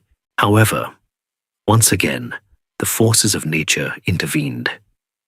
After weeks of stalemate and intense fighting, another massive typhoon struck, even more powerful than the first. This divine wind utterly annihilated the Mongol fleet. Ships were dashed against the shore, thousands of soldiers drowned, and the vast expeditionary force was almost completely destroyed. It was an unprecedented maritime disaster, a catastrophic end to Kublai Khan's ambitions of conquering Japan. Historians still argue whether the typhoons were the sole reason for the Mongol defeat, or if the Japanese resistance and tactical ingenuity would have eventually repelled the invaders regardless. But for the Japanese, it was a clear sign of divine protection. The failed invasions of Japan were a tremendous blow to Kublai Khan's prestige and resources. They demonstrated the limits of Mongol power, particularly when faced with maritime challenges and the unpredictable forces of nature. The immense financial and human cost of these expeditions strained the Yuan dynasty's treasury and contributed to growing discontent within China. While Kublai Khan would continue to rule his vast Yuan dynasty with skill and vision for many more years, the failure to conquer Japan marked the end of the Mongol Empire's outward territorial expansion. The dream of universal dominion, extending even across the seas, had been definitively shattered. It was a reminder that even the most formidable land-based empire had its boundaries, often defined by the unforgiving power of the ocean. While Kublai Khan was building his grand Yuan dynasty and battling typhoons in the east, the other great Mongol Khanates were also evolving, often along their own distinct paths. You are now observing the gradual process of fragmentation within the Mongol Empire. As the unity forged by Genghis Khan slowly gave way to independent regional powers, our focus shifts to the Ilkhanate, the Mongol realm in Persia. A fascinating blend of Mongol power and Persian culture that ultimately succumbed to internal strife and economic woes.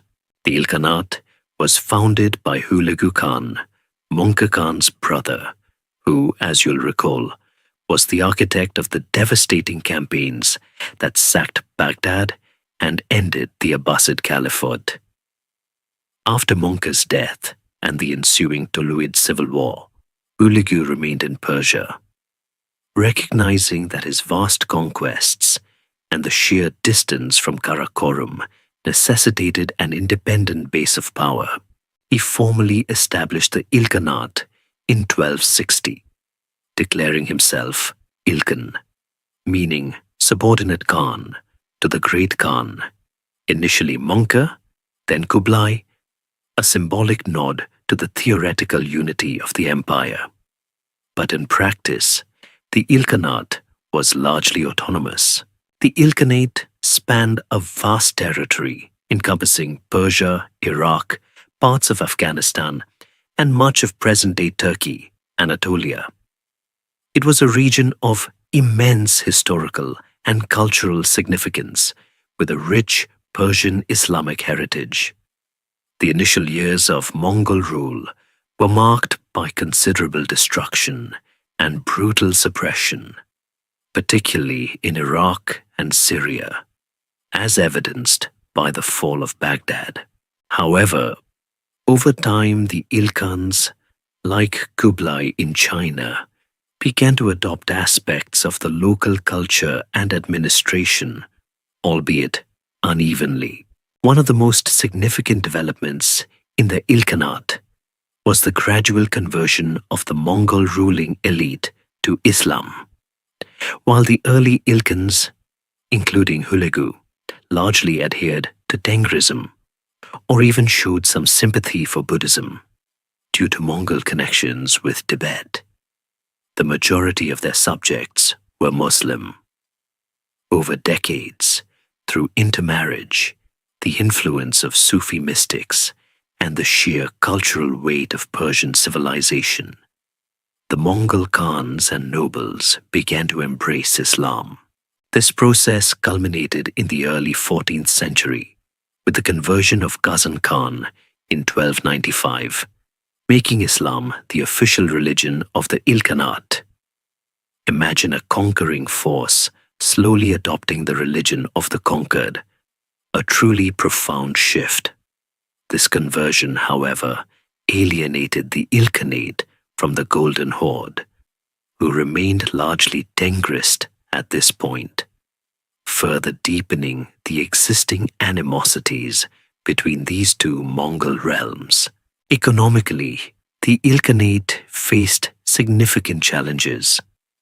The initial Mongol conquests had devastated agricultural lands and disrupted traditional trade routes. The Mongols' heavy taxation and the lack of effective administrative structures in the early years led to economic decline and widespread suffering among the peasantry. Efforts were made to reform the tax system and promote agriculture, particularly under later Ilkhans like Ghazan, who introduced significant reforms to stabilize the economy and rebuild infrastructure. Think of it as a medieval stimulus package, though probably less effective than your government's. The Ilkhanate was also constantly embroiled in external conflicts. They engaged in a protracted and often bitter rivalry with the Mamluks of Egypt, fighting a series of battles for control of Syria and the Levant. Remember Ain Jalut? The Ilkhans sought revenge for that humiliating defeat.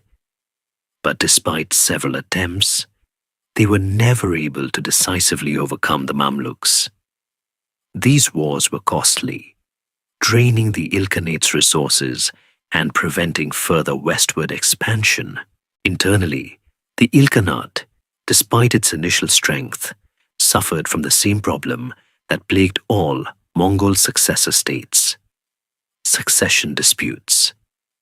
The vast territory and the inherent ambition of the various Genghis Khanate princes led to frequent power struggles and civil wars.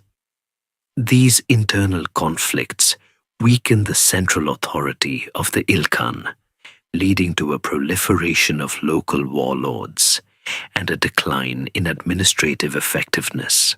It was less like a stable kingdom and more like a never-ending season of Survivor Mongol edition. By the early 14th century, the Ilkhanate was in decline. The succession disputes intensified, the economy continued to struggle, and the Mongol ruling elite, increasingly assimilated into Persian society, lost some of their martial edge. The death of the last effective Ilkhan, Abu Sa'id, in 1335, marked the official end of the dynasty. The Ilkhanate then fragmented into numerous smaller, often warring successor states ruled by various Mongol and Turkic warlords. The legacy of the Ilkhanate is a complex one. While it brought immense destruction in its early years, it also fostered a unique cultural synthesis. Persian art, architecture, and scholarship flourished under Mongol patronage, blending indigenous traditions with Central Asian and even Chinese influences. Major scientific advancements, particularly in astronomy and medicine, occurred during this period. However, its decline illustrates the inherent challenge of maintaining a vast, diverse empire. When central authority weakens and internal divisions take precedence over the grand vision of universal conquest, the vast empire was slowly but surely unwinding. As the Ilkhanate in Persia grappled with its own decline, another massive fragment of the Mongol Empire, the Golden Horde in Eastern Europe, was facing its own set of formidable challenges. You are now observing the slow, often painful process of disintegration within the westernmost Mongol Khanate, a story of internal feuds, external pressures, and the gradual resurgence of the conquered. The Golden Horde, remember, was founded by Batu Khan, Jochi's son, and its vast domain stretched across the steppes of Eastern Europe and Central Asia, from the Carpathians to the Urals. For centuries, it exerted dominion over the Rus's principalities, collecting tribute and ensuring their submission through periodic punitive raids. At its height, It was a formidable military power, its cavalry still inspiring fear across the continent. Imagine a colossal medieval protection racket, and the Mongols were the undisputed bosses. However, the very vastness and diverse composition of the Golden Horde ultimately became its Achilles heel. Like the Ilkhanate, it suffered from severe succession disputes among the Jochid descendants. After Batu Khan's death, a series of Khans came and went, often deposed or assassinated by rivals. These internecine struggles, sometimes escalating into full-blown civil wars, severely weakened the central authority of the Golden Horde and led to a constant drain on its resources and manpower. It was a bit like a reality TV show, but with significantly higher stakes and more horse-mounted assassinations. These internal divisions coincided with increasing external pressures. The Rus's principalities, though still under the Mongol yoke, were slowly gaining strength and cohesion. Moscow, in particular, began to emerge as a dominant power, skillfully playing various Mongol factions against each other, while quietly consolidating its own territory and resources. The Golden Horde's internal strife provided the Rus's princes with opportunities to resist or delay tribute payments, and occasionally to even challenge the Mongols militarily. One of the most symbolic and famous moments of Rus's resistance came at the Battle of Kulikovo Field in 1380. A large united Rus's army, primarily from Moscow, under the leadership of Prince Dmitry Donskoy, inflicted a significant defeat on the Golden Horde forces led by Mamaya, a powerful general who was effectively ruling in place of a weak Khan. This wasn't the end of the Golden Horde's power. They would still sack Moscow again a few years later, but it was a crucial psychological victory for the Rus. It showed them that the Mongols were not invincible and that unity could, indeed, lead to success. Historians still argue whether Kulikovo was truly a turning point in the decline of the Golden Horde, or if it was more a symptom of a decline already underway. Beyond the Rus's lands, the Golden Horde also faced challenges from the rising power of Lithuania in the west and the various Turkic tribes on its southern and eastern flanks. The conversion of the Golden Horde's elite to Islam, which largely occurred later than in the Ilkhanate under Uzbek Khan in the early 14th century, further complicated its relationship with the predominantly Christian Rus and led to new ideological divides. Economically, the Golden Horde, like other Mongol realms, initially benefited from controlling vast trade routes. However, its constant internal conflicts, combined with the devastating effects of the Black Death in the mid-14th century, which ravaged populations across Eurasia, including the Mongol steppes, severely disrupted trade and agricultural production. The economic base eroded, making it harder for the Khans to maintain their armies and control their vast territories. By the late 14th and early 15th centuries, the Golden Horde had fractured into several smaller, independent Khanates, often referred to as the successor Khanates. These included the Khanate of Kazan, the Khanate of Astrakhan, the Khanate of Crimea, and the Siberian Khanate. These smaller entities continued to exist for varying lengths of time, often engaging in their own internal conflicts and external raids. The Mongol yoke over Russia finally ended symbolically in 1480 with the Great Stand on the Ugra River. The armies of Grand Prince Ivan III of Moscow and the Golden Horde's forces faced each other across the Ugra River for weeks, but no decisive battle occurred. Ultimately, the Mongol forces retreated, marking the effective end of Mongol dominion over Russia. This was less a glorious victory and more a quiet cessation of power, but it sealed the fate of the Golden Horde. The complete demise of the Golden Horde took centuries, with the last fragment, the Crimean Khanate, only falling to the Russian Empire in 1783.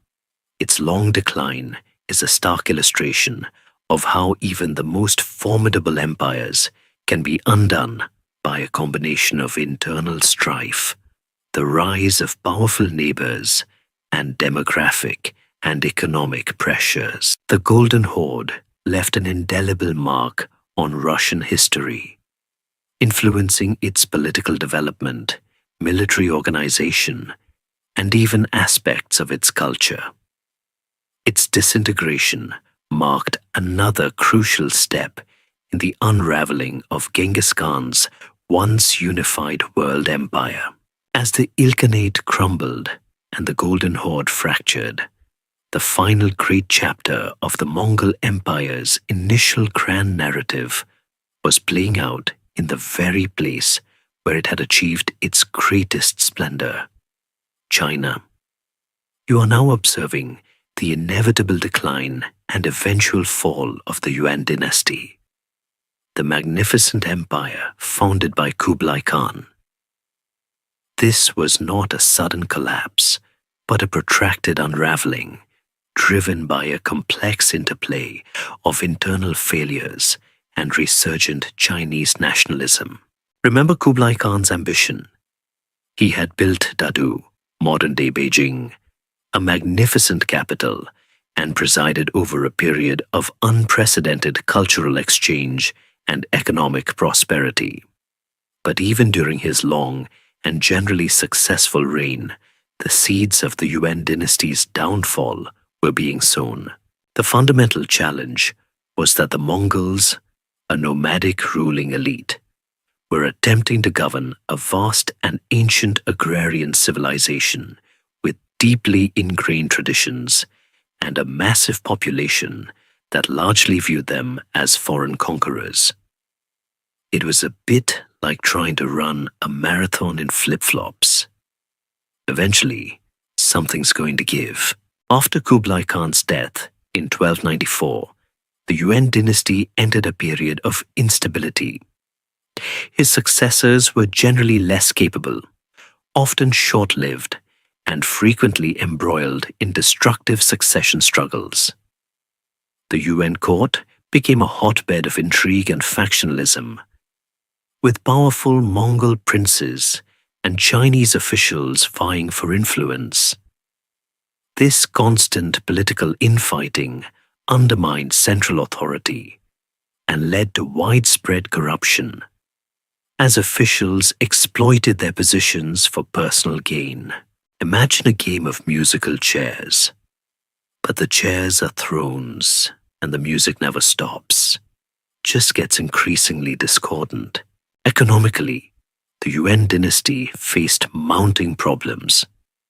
The massive expenditures on Kublai Khan's ambitious projects, including the failed invasions of Japan and Vietnam. Yes, they tried that too, another watery grave for Mongol ambition, and the building of Dadu strained the imperial treasury. Later emperors, seeking to alleviate financial woes, resorted to excessive printing of paper currency, which led to rampant inflation. This devalued the currency, disrupted trade, and caused widespread economic hardship for the populace. When your money becomes less valuable than the paper it's printed on, you know you're in trouble. Furthermore, a series of natural disasters plagued China in the 14th century.